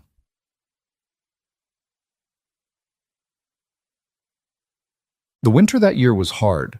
Not catastrophically, not the kind of winter that broke people or burned through livestock, but hard in the sustained, grinding way of plains winters, where the cold comes in November and plants itself and doesn't negotiate. Snow that came and didn't melt, just compacted into something that had to be managed. Wind that made going outside into a calculation. The particular cabin fever of a household that has been indoors together for weeks and has learned both the best and the most difficult things about each other. She and Nathan argued twice in January. Real arguments, not the gentle friction of people learning each other's edges, but actual raised-voice disagreements about real things. Once about how much of their savings to put toward expanding the spring herd, a subject on which he had more experience and she had more caution, and neither of them was entirely wrong. And once about Rose, about how much Eliza was directing her schoolwork versus how much she should be finding her own way to things, which was the version of the earlier argument about what Eliza's role was and wasn't and where the edges of it fell. The first argument resolved because she was right about the herd, and he eventually acknowledged it, which cost him something, and he did it anyway, which she respected. The second argument was harder because they were both right about different parts of it, which is the worst kind of argument to resolve because you can't simply locate the error and correct it.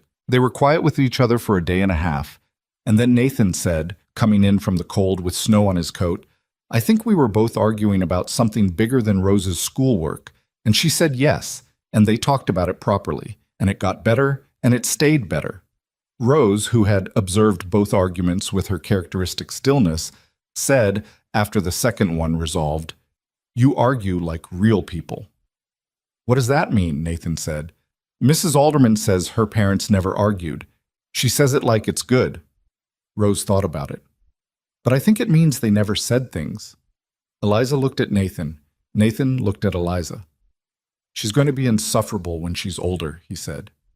"She's already somewhat insufferable," Eliza said, and Rose looked deeply pleased by this, because she was 7 and had her father's gift for understanding that certain kinds of criticism were actually compliments. Spring came the way it came out here, not gently, not as a gradual warming, but as a kind of wrestling match between the cold that had been settled in for months and the sun that had decided it was done being pushed around. The mud season was spectacular. The ranch was a project for 3 weeks. But the grass came back and the animals were right, and the mornings that had been dark at 6 were light again by 5. And the particular quality of air in early April, that smell of new ground, of things deciding to grow, was one that Eliza had decided the previous April was her favorite smell in the world. She was in Harmon's office on a Tuesday in late March when a woman came in she didn't recognize, mid-30s, traveled-looking, a child of about 4 on her hip, and a look on her face that was trying to be composed and not quite managing it. She'd come in on the morning train, she said.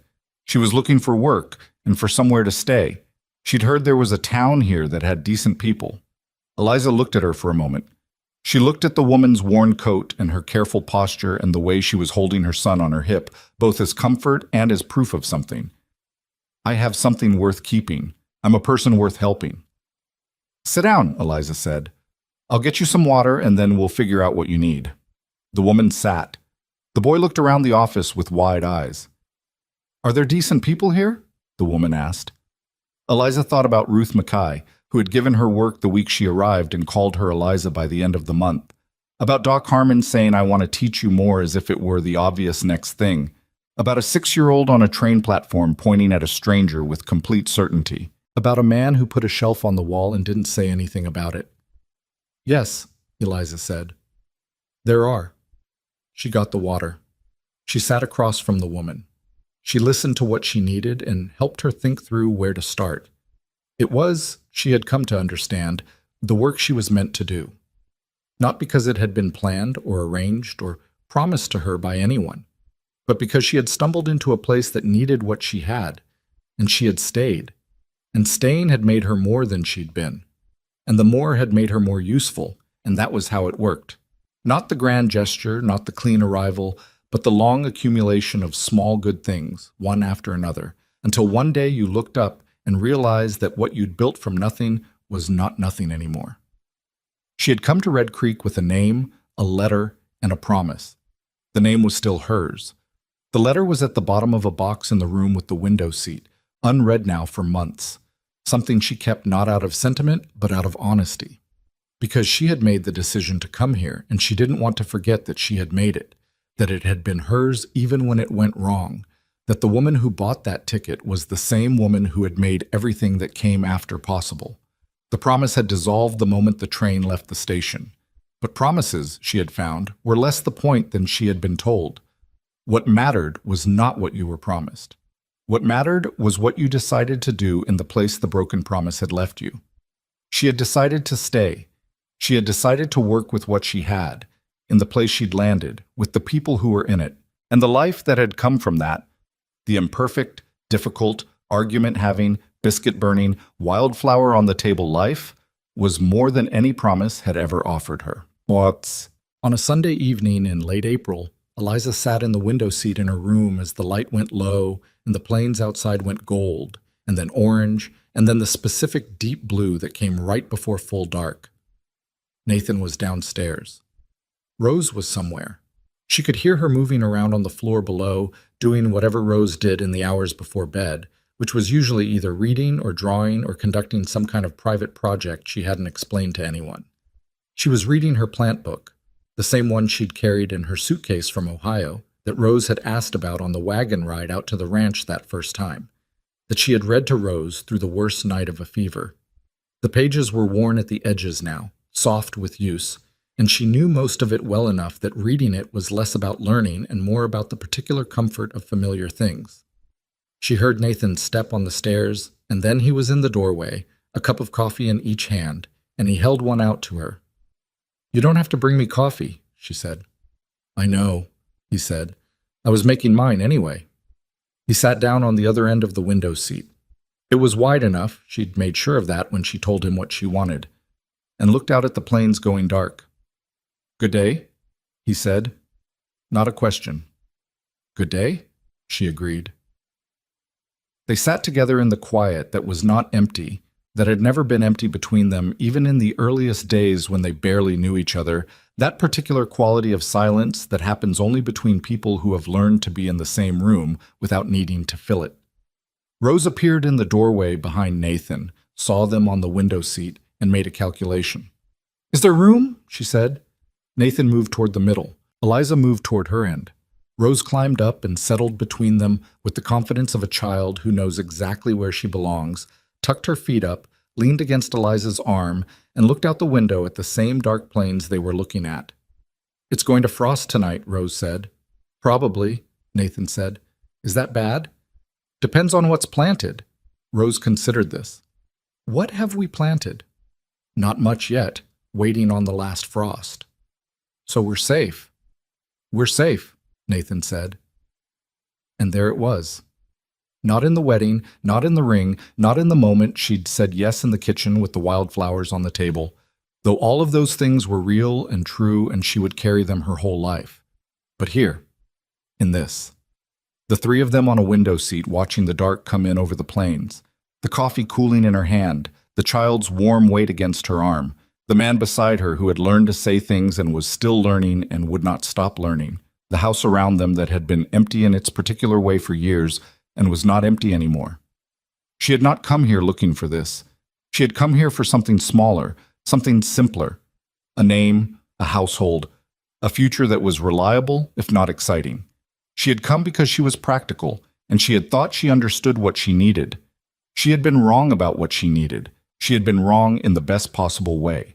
This was what she had learned, over 14 months in a frontier town she hadn't chosen, in a life she hadn't planned, alongside people she hadn't known to want, that sometimes the wrong destination is the only way you arrive at the right one, that the things you cannot control, the man who doesn't come, the storm that traps you, the child who decides before you've decided anything, sometimes build you something better than anything you could have designed for yourself. That home is not a place you find. It is a place you stay until it becomes one.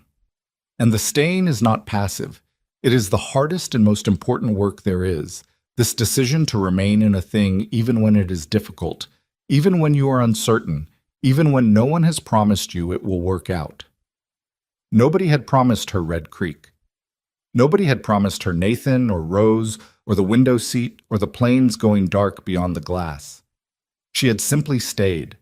She had simply decided again and again to be here rather than somewhere else, to do the work in front of her, to trust the small accumulations of ordinary days. And the ordinary days had built a life. Rose shifted against her arm.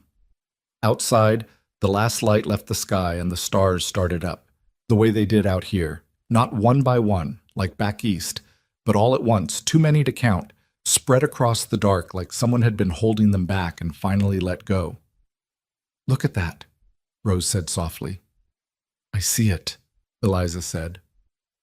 The stars, the dark, the frost coming that would hurt nothing because they had planted carefully and they knew what they were doing and they had each other and the house was warm. She lifted her coffee cup and drank the last of it and set it down on the wide sill and put her arm around Rose's shoulders and stayed right